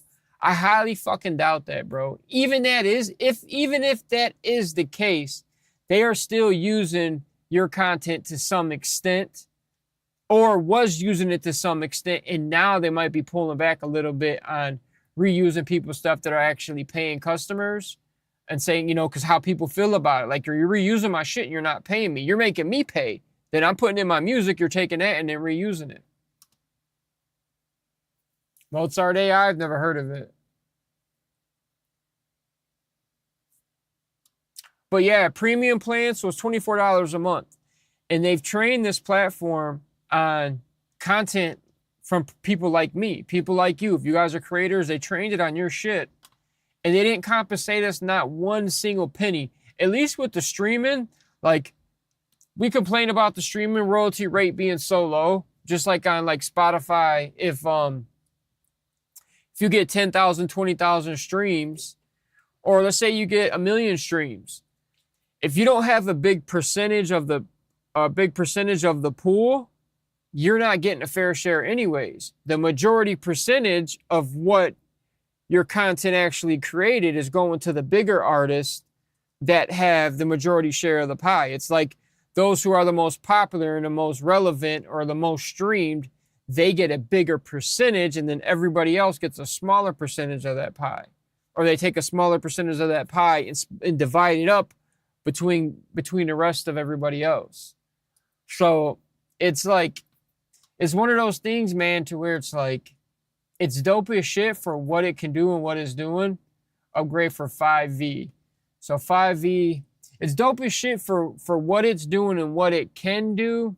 But like morally and ethically, I have an issue with it. I can't really fuck with it. But what I was getting to, so an artist I produce for is, he was in here earlier, might even still be in here. So Iz has another producer that uses Suno exclusively now. Like, he's a dope ass producer, but exclusively, he's like, I don't have time to produce. And I understand it on that aspect because it takes a bit of time to sit and cook up something that's gonna like make somebody bob their head to, right? So if we even look at this beat, we go to project info.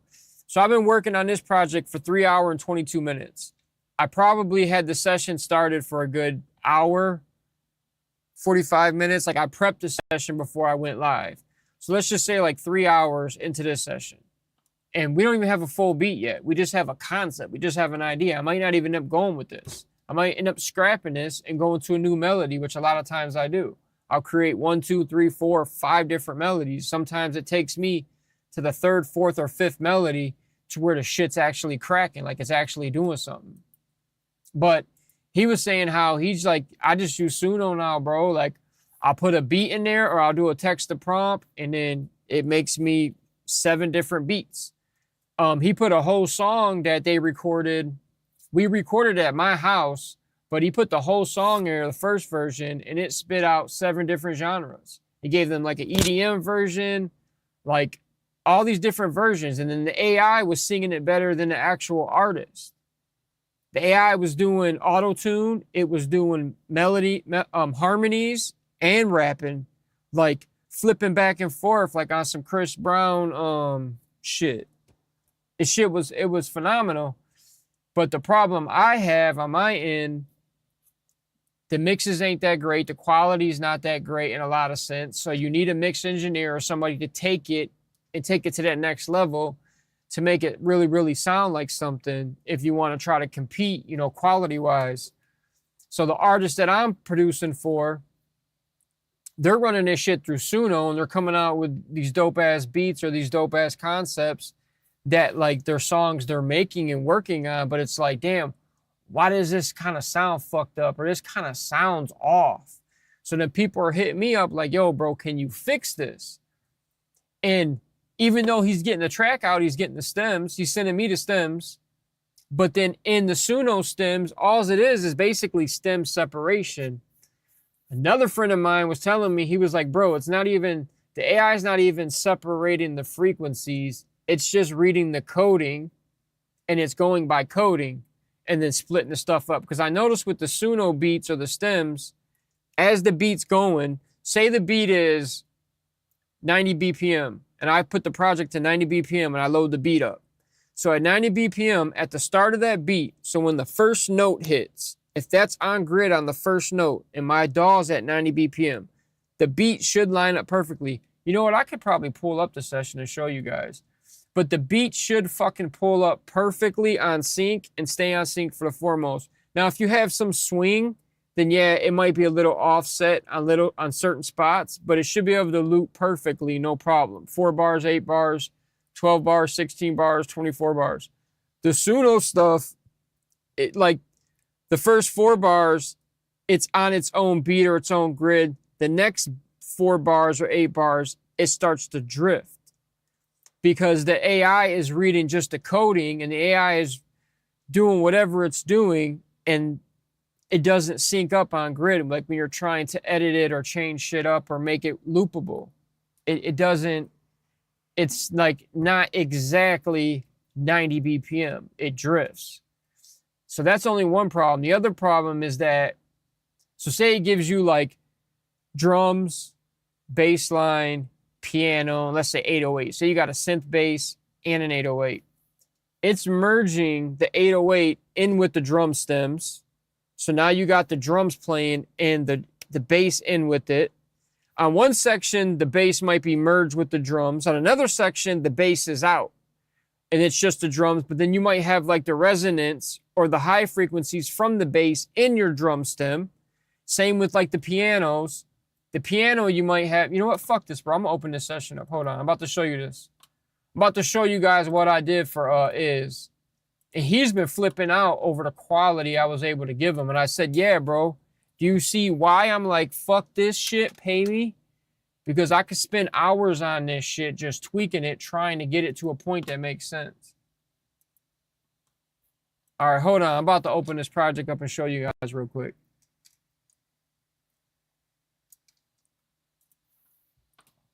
I moved all my files to make room because I'm running out of room. D, FL Studio, FL Studio D. FL Studio.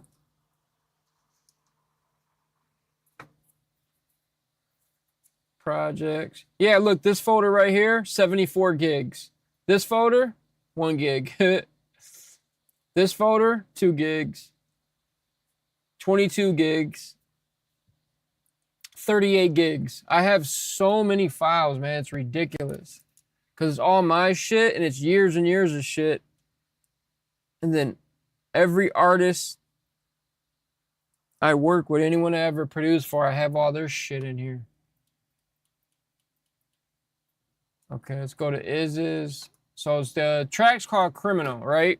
It's a play off of Eminem's Criminal song. I'm a criminal, that shit, right? Here it goes. 11/13, it's on the 13th. So 5 days ago, I worked on this, right? Let's open this shit up. I'll show you guys what I'm talking about. But my whole point is that the AI shit's dope as shit, but when it comes to the quality, a lot of times the quality is not there, and it really does take a master engineer or somebody that knows what they're doing to make it sound like something.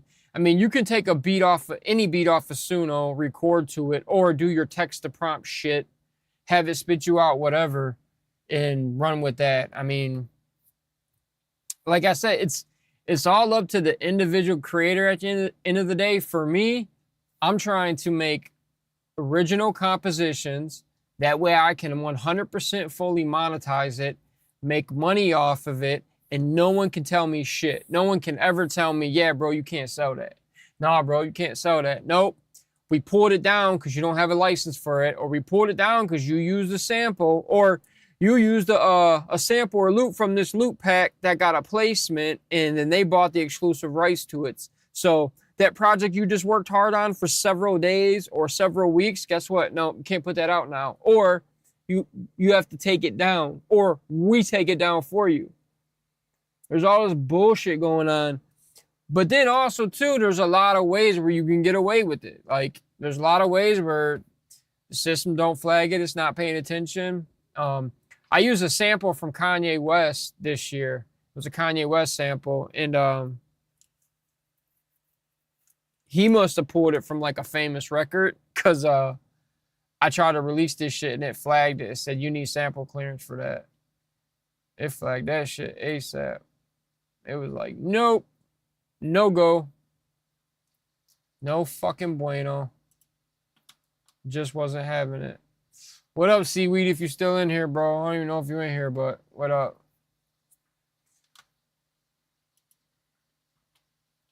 Okay, so my chats are coming up. All right. Bet.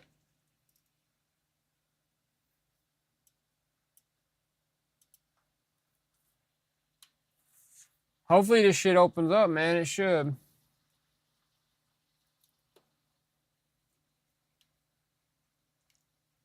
Yeah, I mean, there is some AI companies that do it ethically. I mean, I have an AI plugin called Sound ID.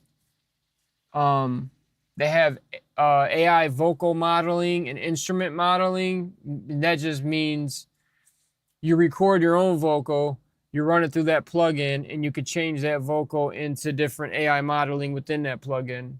It's vocals that they license the right to the vocals, or it's AI voices. So that's an example of ethical AI technology. And then there's another plugin I use called Spawn. It's not really AI, but it does like AI. Yeah, Sound ID's the shit. There's a plugin. If you never heard of this, look up a plugin called Spawn. It's dope because it's basically, it's a VST instrument, and then also it similar to Mic Drop.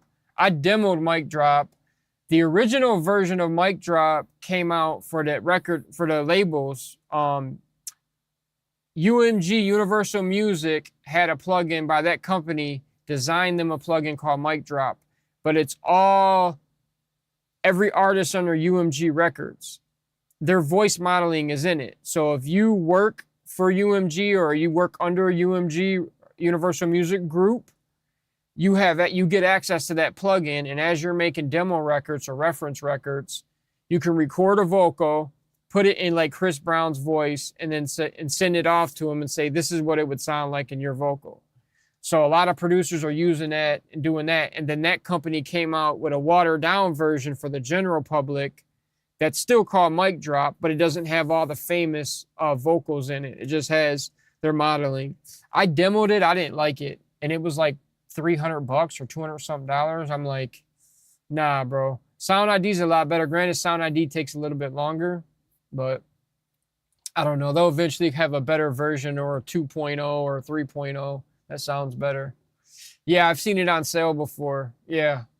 But that Spawn is dope. Like, I can cook up with that Spawn easy as shit. This ain't fucking loading, bro. All right, we're going to have to shut this down. I'm going to have to stop this FL and then restart it. That's what I'm going to have to do. Hold on. Let me try one more time to load this. It should load now. Sometimes when I switch from, when I'm live streaming, when I have a project open and I try to switch to another project, sometimes it doesn't fetch the files for whatever reason. So let me go open. And I moved all my files around recently. Running out of room. Bong is too nice. Is too nice. Criminal. Criminal mix 1. Open. It said 567 kilobytes. Would you like to locate the file now? No. No. Why are these missing? Fuck, bro. Don't tell me these are missing. That's going to be shit I used in Serato Sample normally.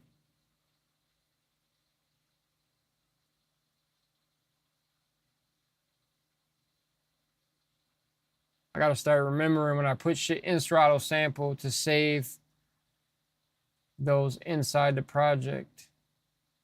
It's supposed to just recall them, but... So this is the project with the Suno stems I was telling you about. Hopefully this shit works. It should.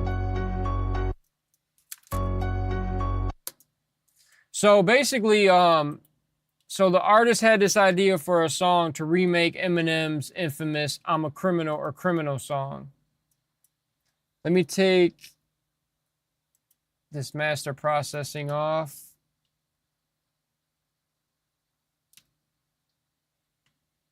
Okay, let me try this. All right, so I got my master processing off so it don't glitch because there's so much shit running. Let me see if it'll play. No, it's gonna glitch. So I'm just taking the mastering processing off. So it's gonna sound a little different from the original. But if I go into, okay, right here. So this is the Suno stems, right? So track 3, this peach one, so that's the beat. So Suno will give you an arrangement, but the fucked up part, when you say, okay, give me stems of this, it then gives you stems, but the stems are not in the arrangement of the original arrangement of the beat. So it might put an instrument in the stems down here, but then that instrument comes in again down here, and it doesn't put it in. Like, watch, I'll play some of this. Hold on. I kind of fixed some of this shit. Hold on, let me look. Because some of this I fixed it. Like, I cut sections and put them where they needed to go.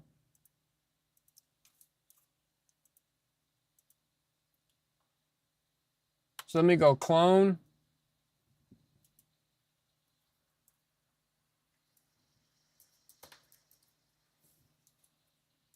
So I'm just going to do this. I'm going to erase everything I fixed. Kind of show you guys. So erase everything I fixed. Grab all this. Drag it out. Beat stops there.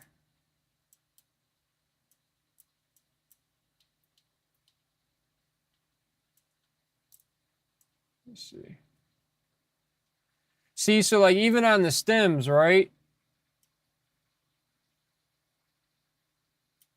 So the stems stop all the way down here at bar 89, but the original beat stops at bar 81.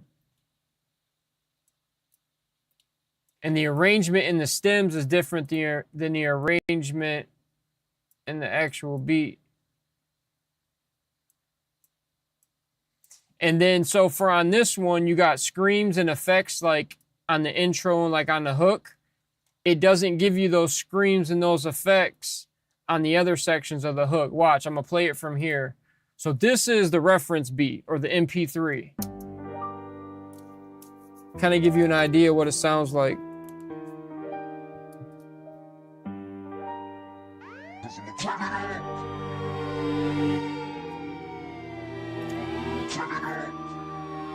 And it's 102 BPM.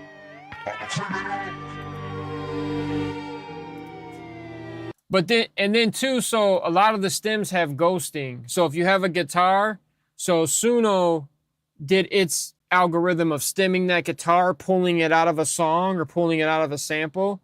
So if it has reverb or delay or anything, you have ghost notes or ghost frequencies around that, which then causes, you get this phasing effect or phasing sound. So now, and then it does that in other stems. So now you have all this fucking phasing on top of phasing, or an instrument that has phasing, and then another instrument comes in with the phasing because of how Suno does its stem separation technology. Granted, in a couple years, it's probably going to be flawless, but as of right now, it's causing a lot of issues when you're trying to get quality out of your shit.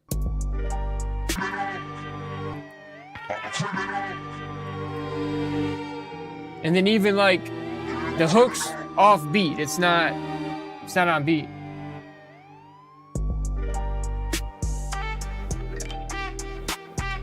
Okay, so take that part, right? So that part, right? You got a horn that comes in with like a glockenspiel or like a pluck.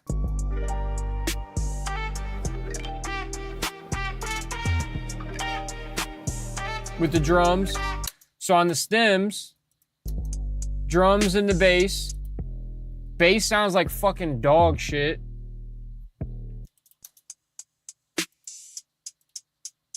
And like this has my processing. I'm gonna take my processing off.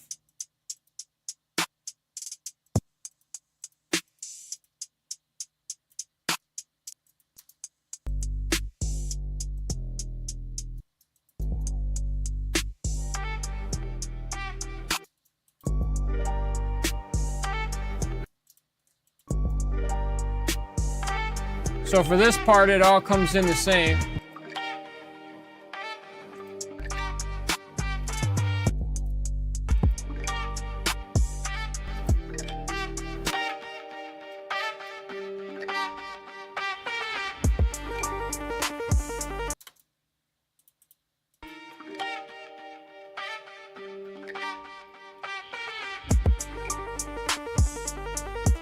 And then so right here where that ARP comes in, it put the fucking ARP in with the strings or the main instrument. So this one labeled strings, this is the main instrument of the whole song. And it brings other elements in, or it has this like whitewashed, basically a bad stem separation effect in it. And it sounds like dog shit. And there's nothing I can do really too much to clean it up.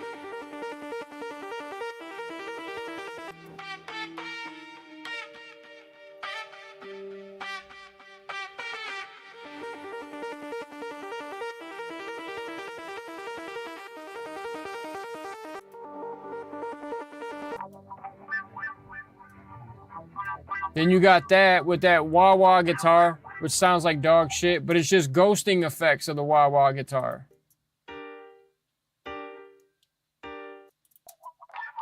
So here's the pluck or the wah-wah guitar.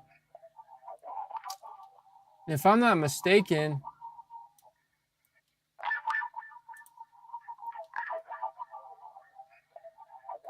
so right here, it made it like normal volume. Oh wait, that's two different effects. Hold on. Yeah, so it gave you two different instruments on two different sections. And this one's loud as shit. Like, I'm not even joking, FL stem separation would do a better job in most cases than this. But it makes it a fucking nightmare to mix. But I'll kind of do a little bit of comparison. So let me turn all this back on. If I can even run it. Let you guys just hear hook, vocal effect, screams, hook.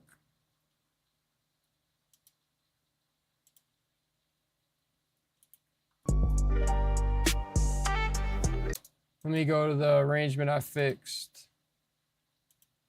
I think it's gonna be this. Yeah, it's gonna be this. So this is the arrangement I fixed, right? And then it has a beat flip right here at bar 25, which flips into one of my beats. But I just had to layer, I remade the Halloween beat, so I had to relayer the pianos over these drums.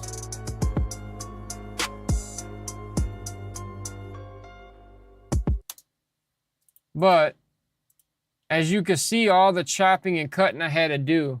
So I had to literally like cut where there's good parts. So the drums, I had to cut good sections of the drums and then clone and copy them out. Because the drums themselves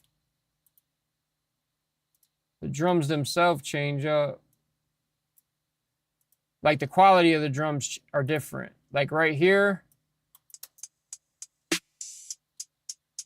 And then the snare and clap, really harsh in some spots. Some spots it's kind of okay.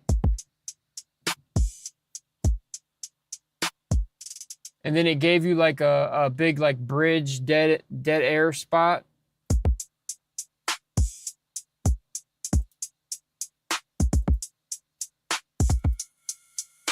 Hear that? I don't know what the fuck that is.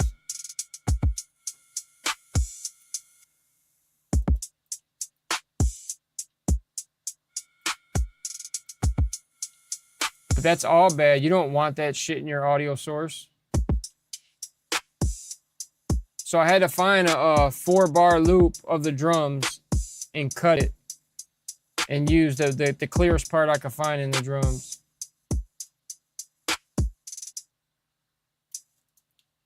So it's basically like that with everything. But if I play the original beat and then I'll play some of my mix. Just the original beat. Mine's a little more clear. It's got a little more punch to the drums.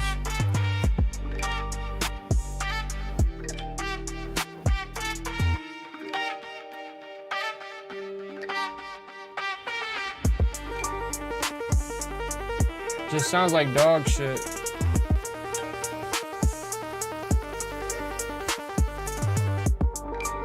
I haven't used Co-Producer yet. I just re-downloaded Splice, but I don't really try to use no samples from Splice at all. I'm not against it. And I seen they got Co-Producer on there or some type of producer tool. For me, I really don't need too much. I mean, I'll check out new stuff, or if you have to pay for it, I'm not even gonna mess with it. If they have a free trial that's worth it, then I'll test it out and see what it is. And if it's dope enough, I'll pay to use it. But if I turn on my mastering, if it lets me, so on my master, to make all this shit sound like something, tape emulation, black box, high fall. It's giving me a lot of clarity in the high end. And then Pro L2 is kind of keeping everything together. See if this will play. I don't know if it's gonna. And then on the hook, where's the vocals? So I redid the hook. So I recorded the hook, resampled the hook.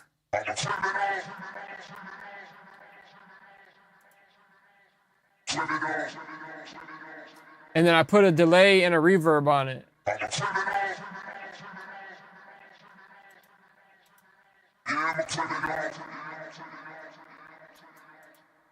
Just having a hard time playing that though.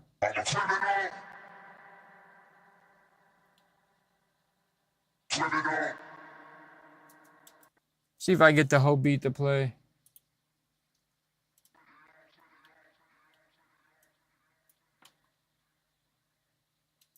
This shit's at 100. It's not gonna work. Fuck. And that's only because I gotta go off my Apollo onto my computer fully. Let me try this. Let me go macros. Switch smart disable for all plugins. That'll knock the CPU usage down. See if I can get some of this to play. Mute that.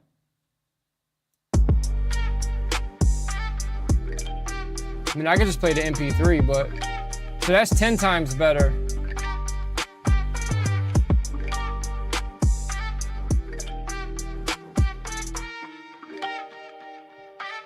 I used to use Maximus, not too much no more.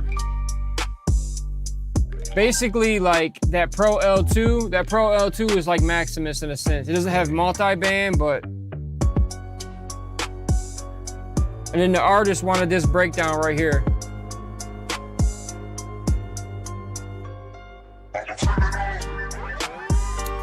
But like I'm saying, he's using this. He booked a session at a big studio or a professional studio here in Michigan, just outside Detroit, like in the burbs.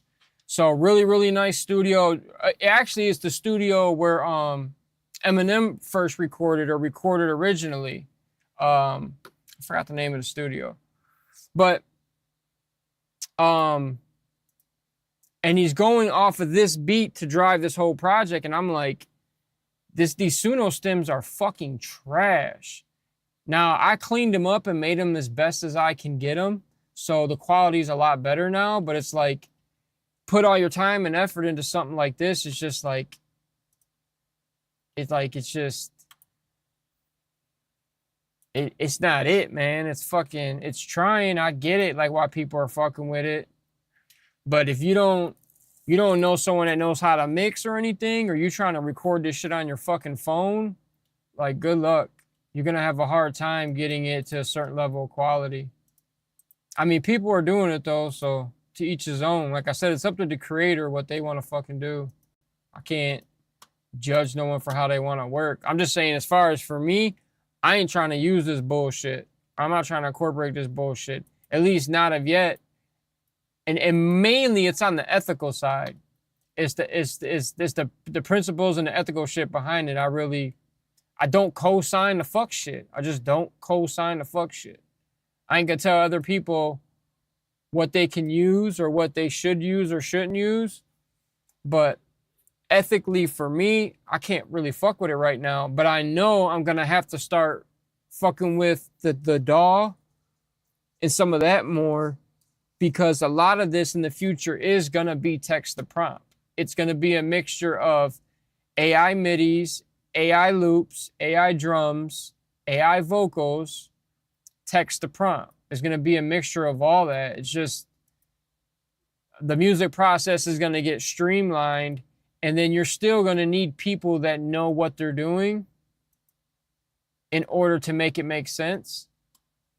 Or you yourself going to need to know what to do to make it make sense. But besides that, and then the fact too, are they stealing your fucking intellectual property on the back end? So yeah, it's dope. You're using Suno each day or whatever AI platform. Are they stealing your shit? Like, say you make a song that you're going to release as a single, like it's your main single, and you're like, okay, I got this song how I want it. I want to come up with a few different alternative ideas or some remixes, right? That's one big thing I can see me using it for. All right, I got this dope song I made. I want to make a remix to it, because I do that a lot, to where I'll make remixes of projects that I've made or that I'm getting ready to release, and then release alternate versions. So like a club mix or a faster mix or like a dance mix or whatever, or like an R&B mix. So that'd be dope to use it for, like to run it through that shit. But let's say you're working on a song you're getting ready to release, and you load your song into Suno. Is Suno then taking all your, let's say you're a paid customer too. How do you know they're not taking all your shit and then adding and then using that as a template for other people on the platform down the line? If people say, hey, give me something that sounds like this, and then it rips your fucking melody and it rips your vocal. And then you hear your vocal and you hear your melodies in other people's projects months or a year later or whatever later down the line. So I just don't trust it just yet. I don't trust the people that's running it. I should open hold on, man. Let me grab something to drink. I'm gonna open this interview with the founder. This interview with Ransom. I think it's Ransom and Suno. Wait, I want to bookmark this interview. I'm gonna watch this interview with Hit-Boy. I used to be. I fuck with Hit-Boy. I was in the studio with Hit-Boy last year. Shout out to him, man. And shout out to Davey Young and Kim for making it fucking happen. Yeah, I was at Chalice Studio in his studio last year. Not his personal, off to the side building, but the main studio at Chalice. I have video of this shit. Ransom and Suno. I need to edit that shit together and put it together. Is it Ransom or Ransom? What the fuck is all this? Hold on, let me do this. It's not Ransom. What is that producer's name, bro? Is it Ransom? Hold on. LA producer sits down with the founder of Suno.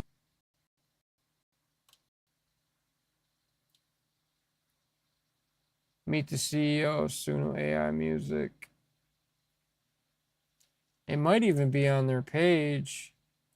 I think it is. Hold on.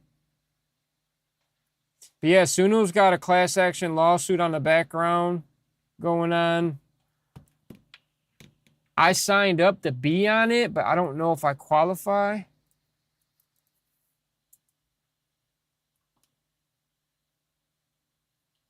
Okay.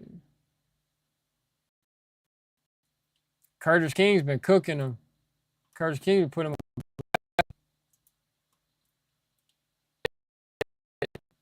Rants. I knew it was ransom, something like that. This interview right here. Check take this what shit we out. did and make it sound cooler and kind of, you know, mess with the sound. Just Hold up.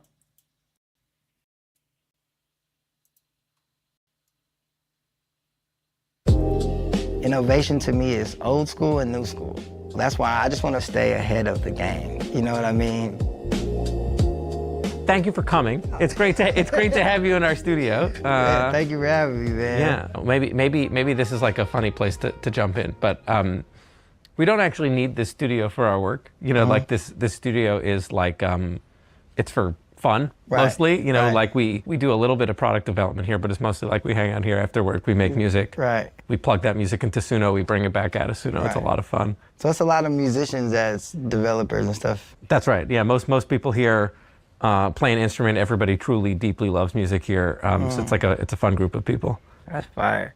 What are your thoughts on like certain people, like the humans, feeling kind of threatened that AI is kind of taking over? You know, how do you feel about that? Yeah, I understand that, especially in music. Like music and technology have a somewhat of a checkered or interesting past. But you know, you can't take the people out of music. You know, we like music and art because of the message and the person or people behind the music. Right. And so I don't think it replaces people at all. I do think it really changes how music gets made, potentially who makes music.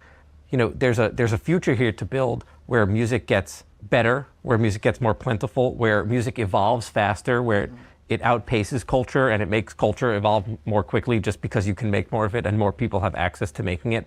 And I think that's really exciting. Yeah, right. So how do you feel about people putting AI artists out? That's something that I don't really all the way agree with at all, because it comes from, I mean, we're human, you know, people, it's about the experience you give people as a human that makes people connect, you know what I mean? So what are your thoughts on that? Yeah, I think there is no music, there is no art without the person behind it. We like the way things sound, but we also like the message it sends, and we also like the person who's delivering that message. And I don't think you can really remove the person from the message. Right. That doesn't mean that the vehicle that delivers the message, that doesn't have to be the person who's making it. You know, like originally people thought it would be silly to watch somebody play a concert off of his laptop, except that, you know, now that's actually a huge thing, right? And so I feel quite strongly that it's impossible to really take the human out of this process if it's going to be art and if it's going to be music.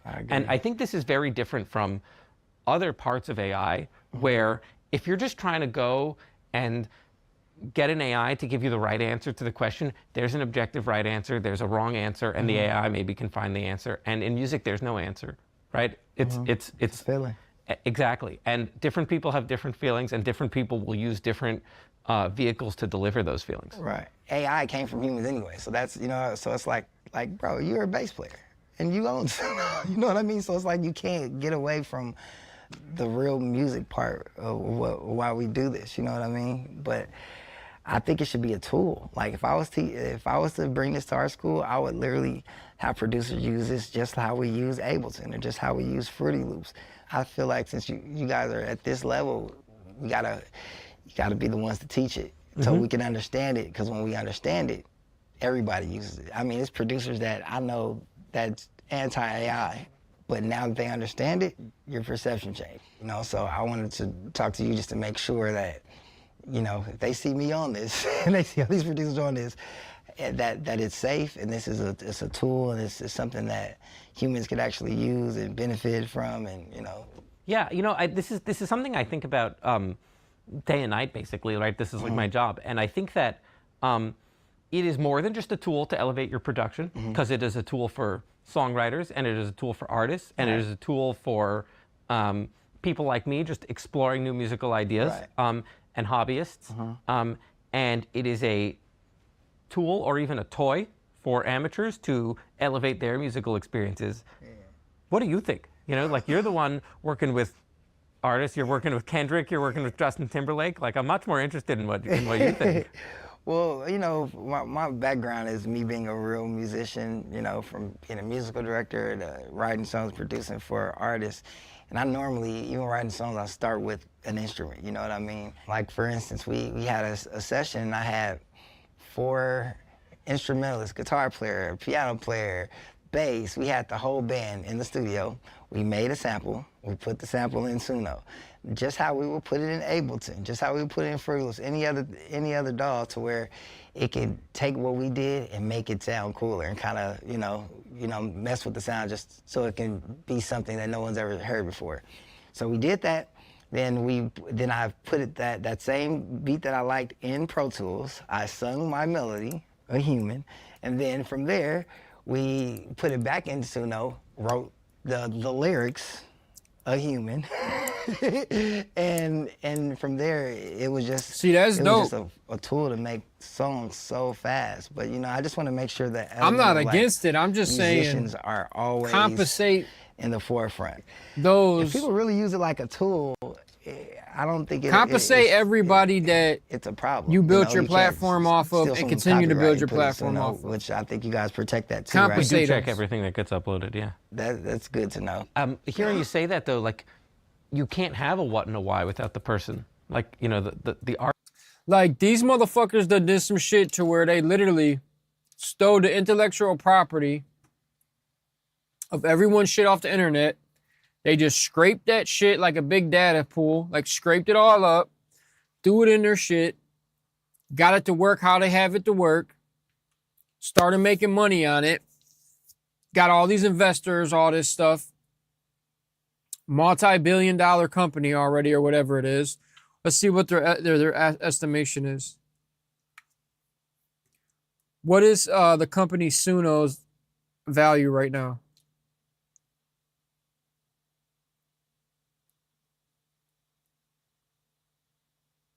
Over $2 billion. The AI music generation company Suno is currently in talks to raise new funding at a potential valuation over $2 billion. This is a significant increase from its last confirmed post-money valuation of $500 million in May 2024. So from May 2024 to we are now in September 2025. So let's just say a year and a half-ish later, 500 million to 2 billion. So, quote unquote, $2 billion company, and that's just counting as of now. That's not saying what is it going to be worth in a year from now. If it went from 500 million to the valuation from 500 million to 2 billion within a year and change time, what's going to be the valuation in another year? So, you use all these people's IP, you use everybody's music and vocals to train your shit. All the founders of Suno and or employee shareholders are all multi-millionaires right now off this. And people like me and you didn't get a fucking dime. We didn't get a fucking penny. And I load beats on the internet a lot, not too much, more this past year than before. Always putting beats on my YouTube. But so 9 times out of 10, they scrape my data along with everybody else's. Now have this $2 billion evaluated company and didn't compensate me a fucking penny. So that's personally my problem with this, is that you didn't compensate a shit. You didn't fucking put no money in the fund that says, here, this is an internet fund for all internet producers and artists that have released music on the internet, you know, since our inception, that we used to scrape all this data. And then this fund is going to be divvied up like a class action lawsuit, kind of like a royalty rate. This fund that it's constantly money going into it is going to be divvied up quarterly to all the artists and producers that help contribute to this to make it what it is. You could easily take a percentage of your revenue or a percentage of your company, put it in a fucking fund, just like when you have a class action lawsuit, it goes into a fucking, I forgot the name of it, but it goes into a fucking certain account, certain fund, and it is to be paid out to those class action lawsuit people. You could easily start a fund like that, put all that money in that shit, and have it pay out every artist and every creator of the data you scraped, pay them out a payment quarterly, just like BMI pays you out every quarter, pays you out your publishing royalties, or your songwriter share and publishing shares. You guys could easily do something like that, but you haven't, and you're most likely never will, unless there's a big enough public outcry, or unless it puts your business in jeopardy of being shut down. So that's my personal problem with it. I can't ethically fuck with it too much. If you want to say, hey, we'll pay you to use it, or here, we'll let you use it for free, and if you want to do some videos on it and let people know what you think, I might be open to that, but I'm not about to pay for this shit, bro. I ethically have a problem with it, and I'm not about to pay for it. I'm not against it. I'm not against the tech. I'm not against it, but I don't want to contribute to the problem. Everybody jumping on it like, yo, this is dope. Fuck with it. Cool, but you're just co-signing the fuck shit. I'm not down with the fuck shit, bro. Artists, the creators giving you the what and the why. You're right. Right. Not saying I won't use it. To bring that to life, to let other people experience. Just saying I don't co-sign the fuck shit. A much better, brighter future of music can be built in partnership than kind of separately, or even worse, fighting. Right. And I think that maybe that's not true in other domains, but like music does not exist without the creators. Right. I think the whole aspect of AI as a whole is scaring people because, I mean, not even just for music, like AI is, you're losing jobs. Like humans are actually losing jobs for this. So everybody's just afraid and no one knows what to do. Like there's no curriculum on AI. There's no way to teach you how to do prompts. And I think if we kind of like step back and start teaching and people so they can actually understand what AI is and it really comes from a human and just figure out a way to protect the musicians, artists, and writers to where we're not getting a seat at the table. You know, if we're creating songs, if we're making it with Suno, it's still ours. So how do we make that work, you know? Yeah, I think it's important for people to be able to take control over their music and to not have somebody able to, you know, claim ownership over small bits and pieces of things that they really shouldn't be able to get, and to really simplify those things. That'll make people feel way more protected if they could actually own their IP. Like you can own your IP now with Suno, right? Right now, yeah. If you pay the $10 a month, everything that comes out of it, you own the songs that come out, the stems that you generate, everything. So you can change it and make it you, and you know, just like any other DAW. You can do what, yeah, and you know, and I think maybe in the same way, you know, you mentioned Ableton doesn't own the IP that you put into it or that you take out of it. I think of us very much in the same way. But if you pay $10 a month, let's just say, and it's not 10, it's more than that. But if you pay for a monthly subscription or whatever it is, and it generates you a stem that it generated you the same stem, how can I own it if it's giving me and you the same shit? Not saying it's going to be the same shit, but in a lot of situations, you tell it, hey, give me a piano in a scale of C. Give me a piano melody in the scale of C. Is going to give us the same thing or a super similar thing. What the fuck is this? No.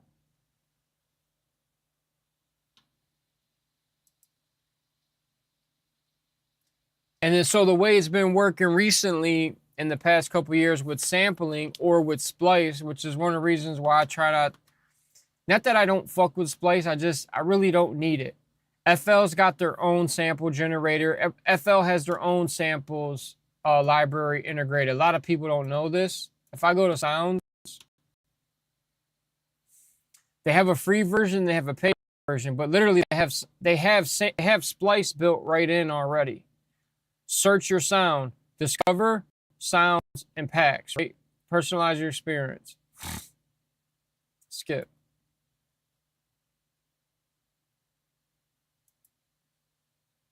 But you can type in, you're looking for 808, you can type in 808. You're looking for packs, you can look up sound packs. You're just looking like discover what's highlighted. They have all these samples in here, and then as these play, right? If it's something you like, if you pay for it, you can literally drag and drop it onto the project. I see it saying get credits.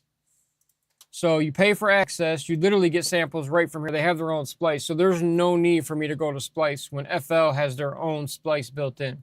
Like, why am I going to go to Splice, log into their shit, or link the Splice plugin, because Splice has a plugin now to where you can open Splice right in FL. There's just no need for me to do it when FL has it right here. So I'm not against the samples or the loops.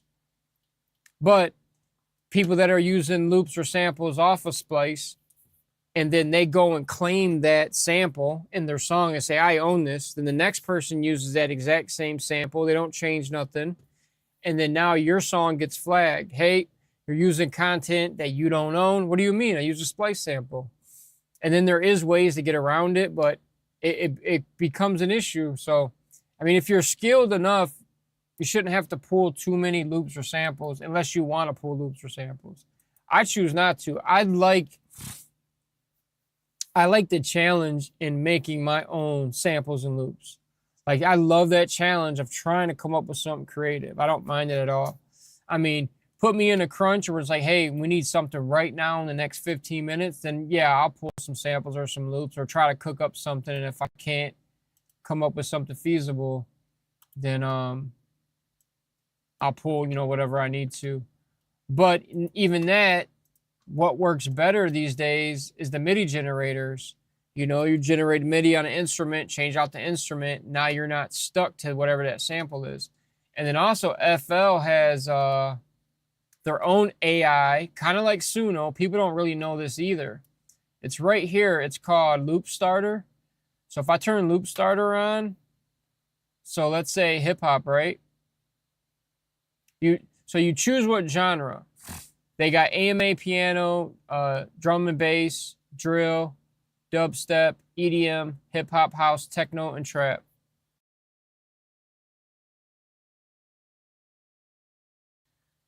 So I'm gonna say hip hop, right? As soon as I hit hip hop, it's gonna generate me stems. So it's gonna give me a drum sample and then a bunch of other stuff. So this is what it gave me. Let's play it.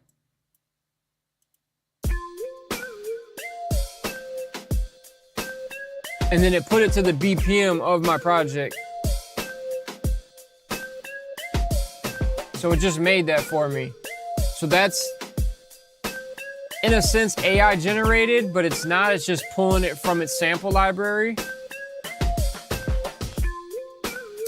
So then it gives you all the samples, right? So you got the drum, synth melody, and then this says tops. What is this? Okay.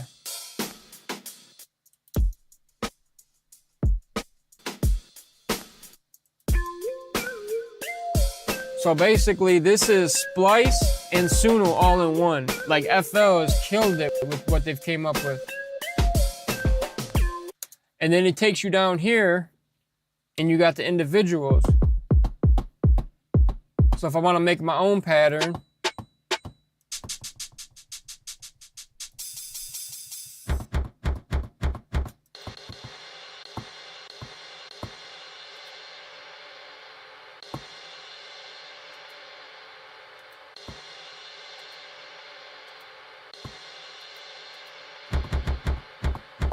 that sounds like knocking at the door like, please open up. That sample. That sounds hella stretched.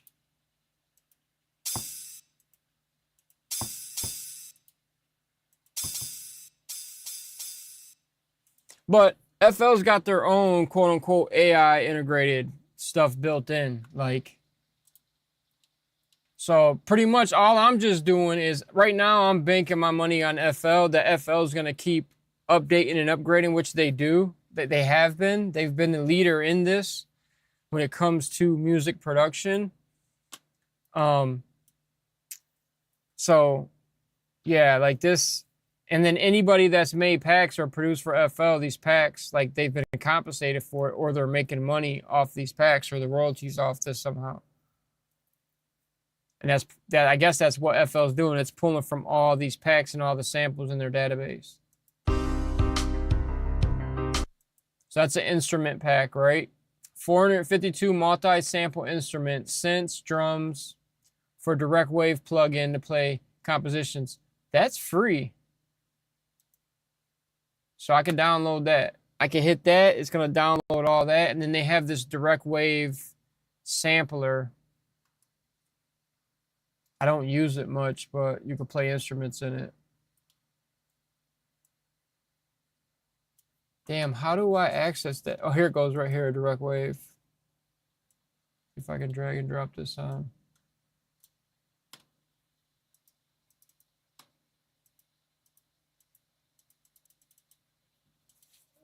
I can access that.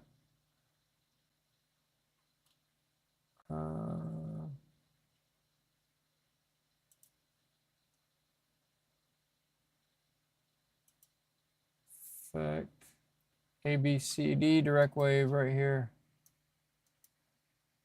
I haven't used this in so long. I don't use a lot of FL's plugins.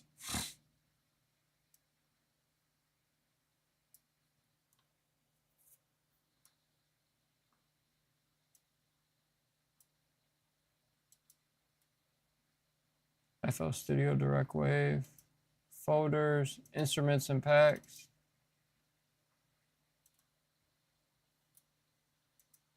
Acetone rhythm.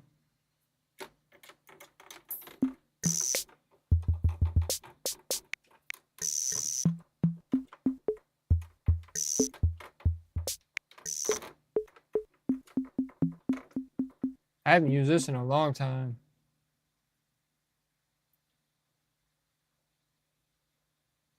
Hard vintage, what is this?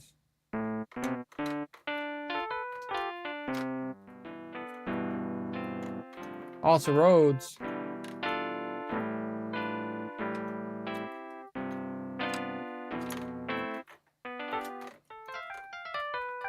I should start using this more. Hip hop kit, what's this? So basically it's like sample kits broken down.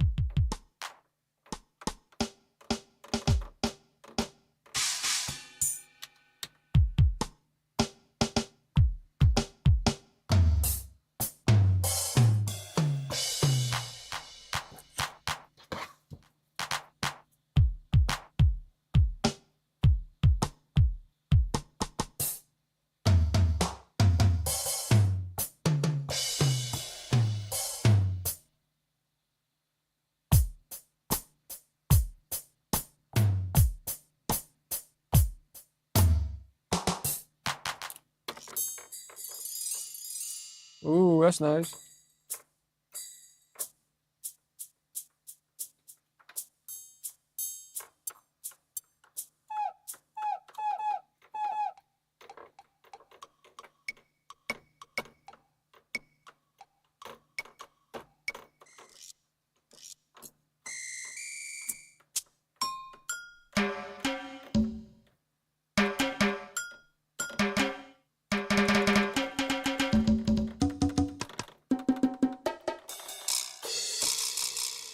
Yeah. I mean, yeah, that's that right there. I'm about to delete all this. I don't want this on this project. I don't think I did. Right click, edit, delete. Boom. Turn loop starter off. Now it's off. Yeah. So Suno's not, is it being trained off of the artist, or how is it being like trained? take a lot of sound recordings from the open internet. The stuff See? that people He just upload, you admitted to don't it. train on. Yeah, I mean, honestly, when we had our pseudo camp, that was like, I was always sold, but that made me a believer. Like, you know, to where this is really possible and it's really this fast. And I just appreciate that you guys are even open to humans and open to the people that really use this, because this really could make or break us and really affect us in a great way or in a terrible way. So the fact that you guys are like open to hear our voice, because AI is happening if we like it or not. So we can't be dinosaurs. We got to stay ahead of it and make sure we got a seat at the He's table right. on the business end and just have fun doing music. Because it's supposed to be fun anyway. I feel like I have the dream, a dream job. I get to, you know, make music every day. I get to make tools that are used to push culture forward. I get to make tools that are used by the greatest. Right. So it's like, yeah, I feel very blessed. Yeah. Look, it's amazing to meet in person. Thank you so much for coming to hang with us in our studio to make music together, listen to music together, talk about pushing culture forward. I'm grateful. I appreciate the time, to the whole Suno family. Everybody's amazing, and I really believe that this is really possible, and it's Yeah, I got the human thing PMCs and there. Create the Nice. song. I got like 5 of those voice stacked. Yeah. But that's that on the AI subject, man. Yeah, I'm not against it. I want them to compensate the creators, bro. Like you need to compensate those that you're making billions off of. That's simple as that. And if you scrape my data, add me to that fucking list. That's my only gripe. I don't mind this shit. I welcome it. But I'm not about to pay you for you ganking my fucking music. I'm not about to pay you to access shit that I help contribute to. That's not happening. Sorry. That shit ain't happening. I'll eventually have to fuck with it a little more one day. But as of now, I don't have too much need for it. But one thing I can see myself using it for is like remixes. I could see, damn, why did all these get shorter? Hold up.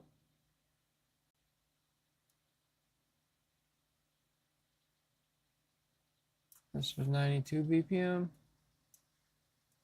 Oh shit, it changed it, huh?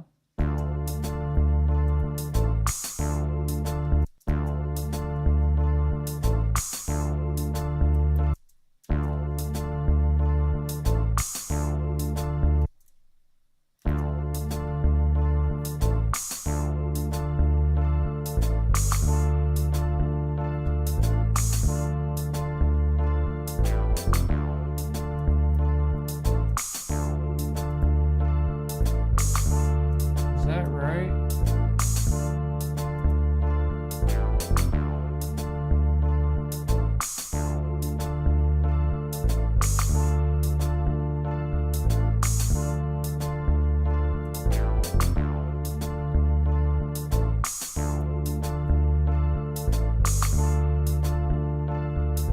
Ninety-two point one.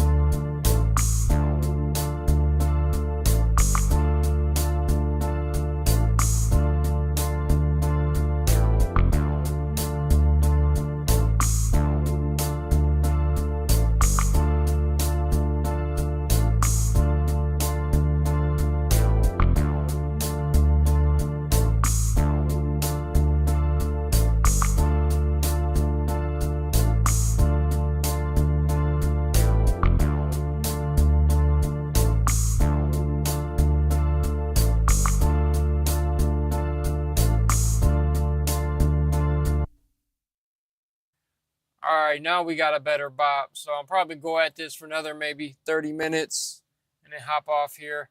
I'm gonna at least get some solid drums to this, and then we can sew this up. And then call this a day.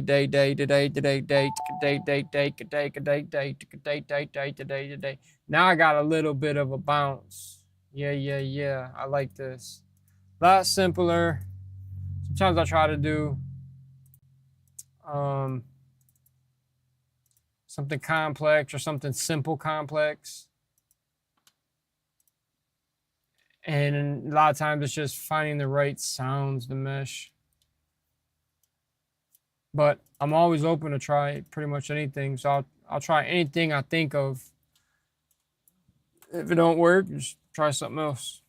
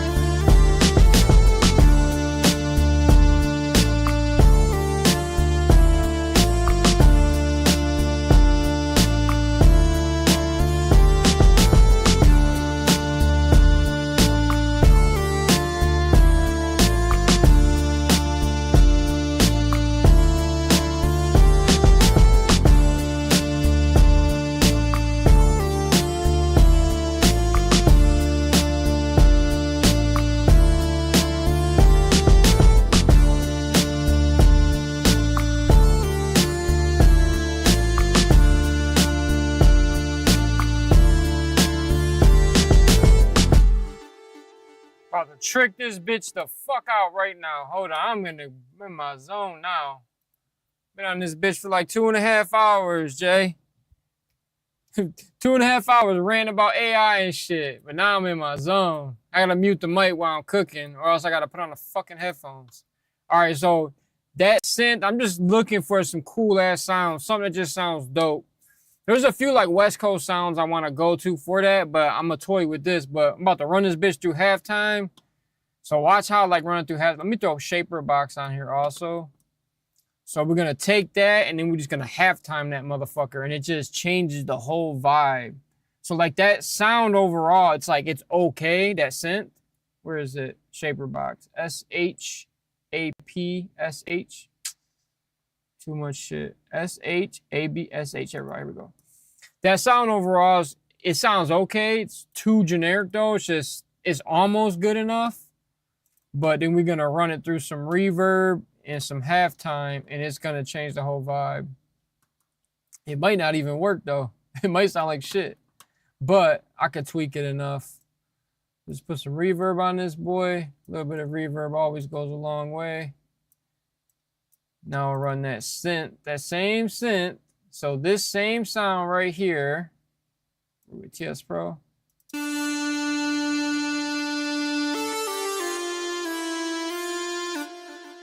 Now we're about to run this through some halftime. Watch this shit.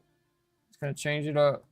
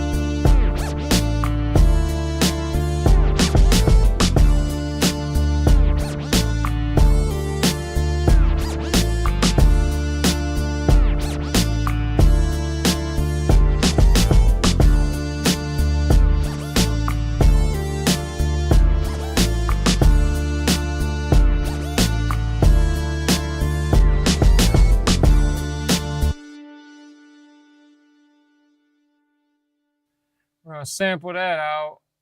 Didn't sound as good as I thought it could, but that's okay. Got all these custom presets. This plugin I bought called Shaper Box, it morphs it, but you can make it sound like where it's like scratching like a record into 1, 2, 3, 4, 5 intervals.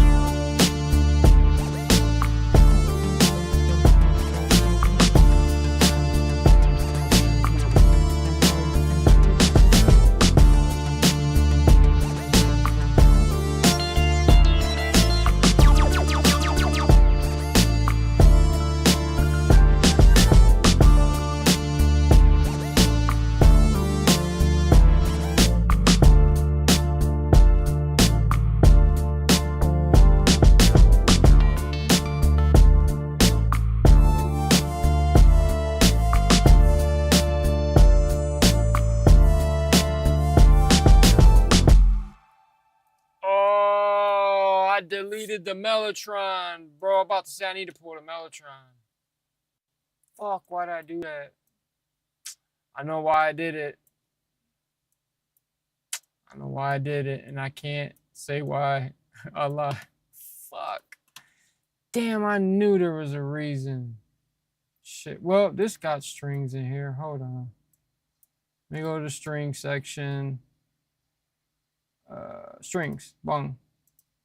Got a version in here.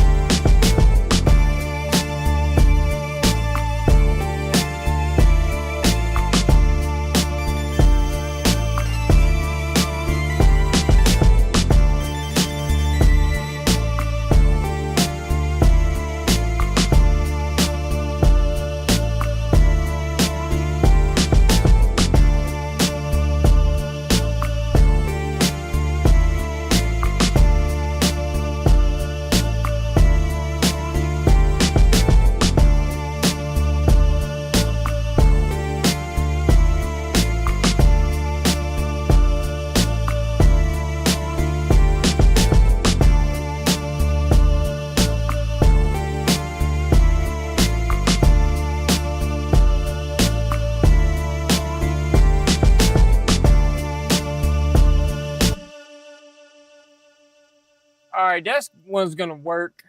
I'm gonna roll that over that, and maybe fuck around one more instrument and then wrap this up, cause I think I'm about there. Just another idea in the bag. Like I said, I didn't even score this one out. What sound is that? We're gonna make sure we get the sound name. That way later, if I need to change it, I know where it came from. Always write the sound name down. So this come from Pigments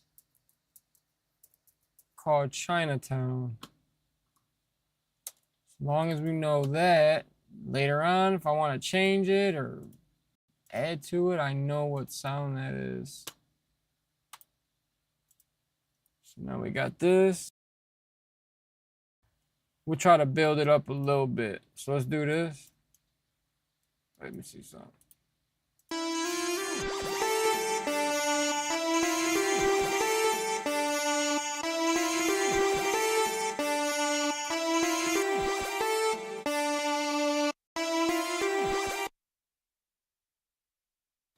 So we're gonna kind of like song set it up, like how it would be in a song format.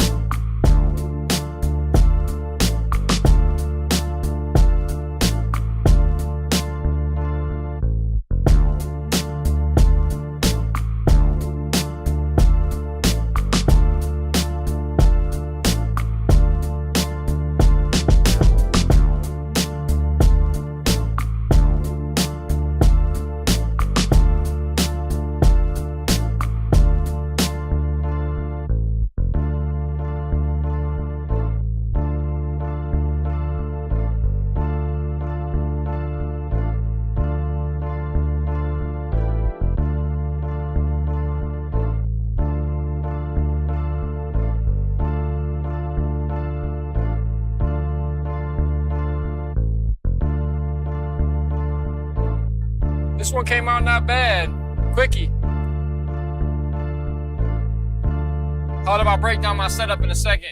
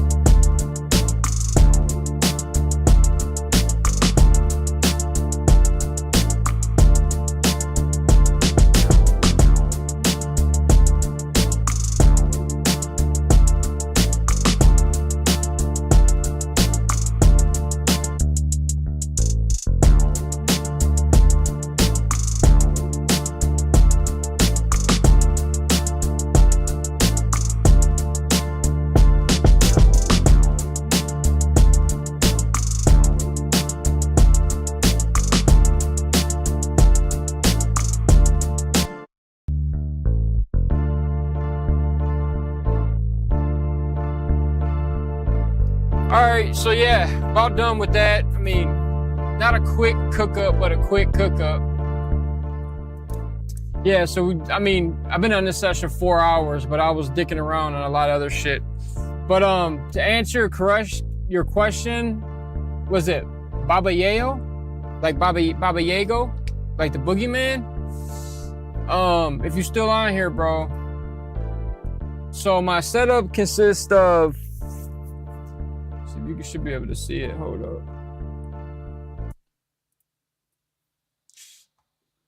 So my setup consists of, I got, let me see, I'll show you.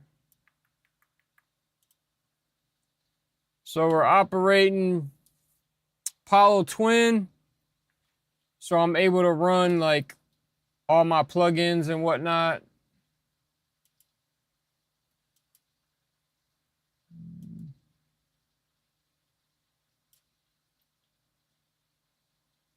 Can't supposed to be like that. Bang, bang, bang, bang, bang. But yeah, Apollo Twin, right? I'm able to run a bunch of plugins. So you're pretty much just, when you're tracking through your vocals or anything, you can run your plugins in real time. And then we are tracking on, for vocals,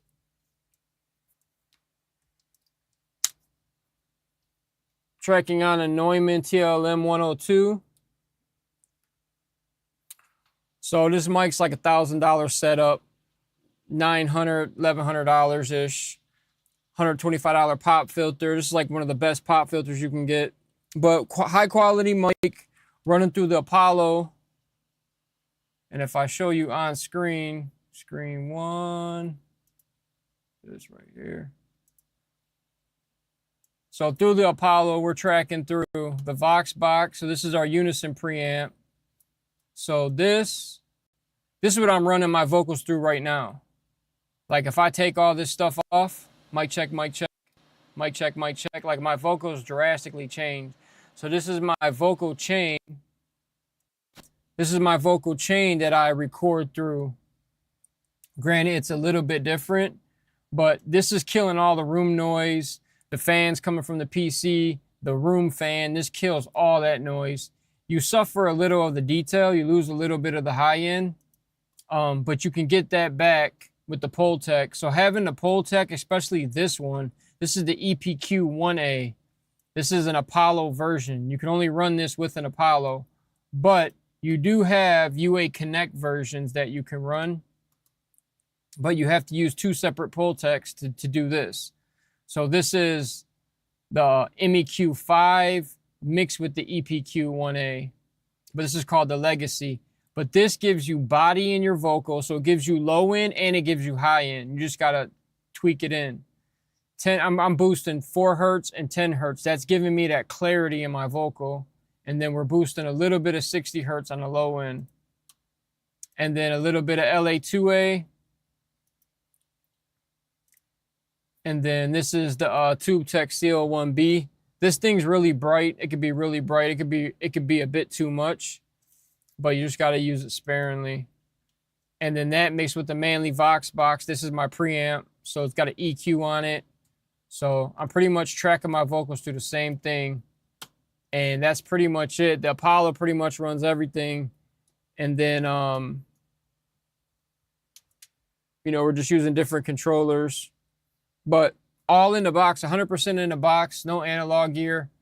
I mean, the Apollo is somewhat analog, but this is pretty much getting me everything I need to get. Like, if you track vocals, like if you just track vocals like dry, so with no chain at all,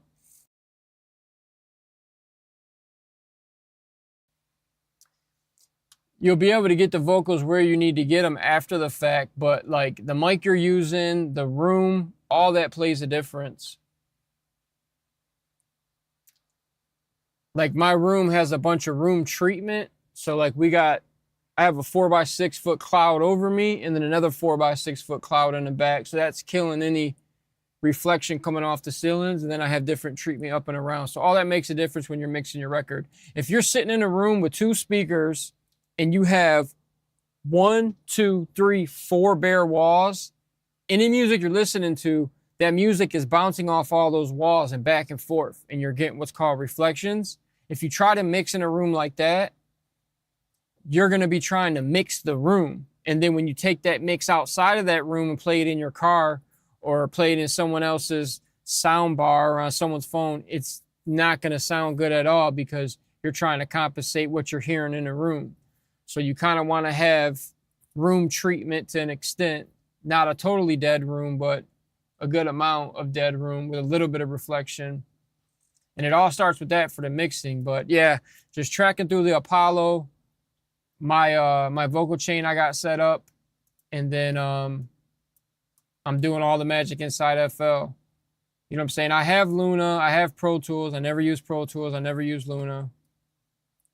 But all the magic's being done in FL. You know what I'm saying? I'll cook the beat up and then drop vocals over it, all on the same project. You know what I'm saying? Like the project we got right here, maybe 11 tracks for stems. So we're at maybe 11 tracks, and this is everything separate. You know what I'm saying? This is what you want. You want all your instruments, even your drums, on separate tracks. So they're on separate playlist tracks, and when you put them on the mixer, they're on separate mixer tracks. So like when they're playing on here, they're all coming up on different mixer tracks.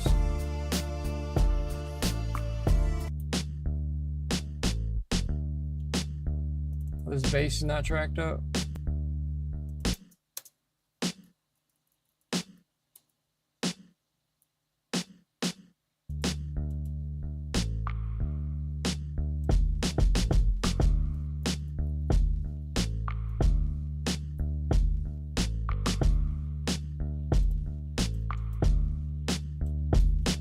But doing all this on separate tracks makes it, is the AI on?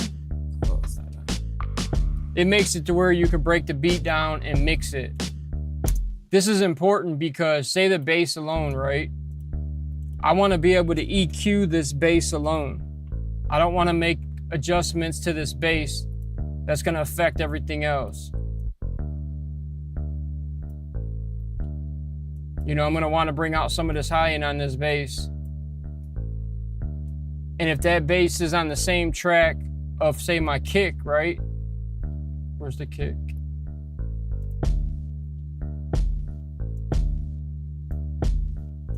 Then when I make those EQ moves, it's gonna affect my kick. My kick, we're gonna wanna boost some shit, you know what I mean?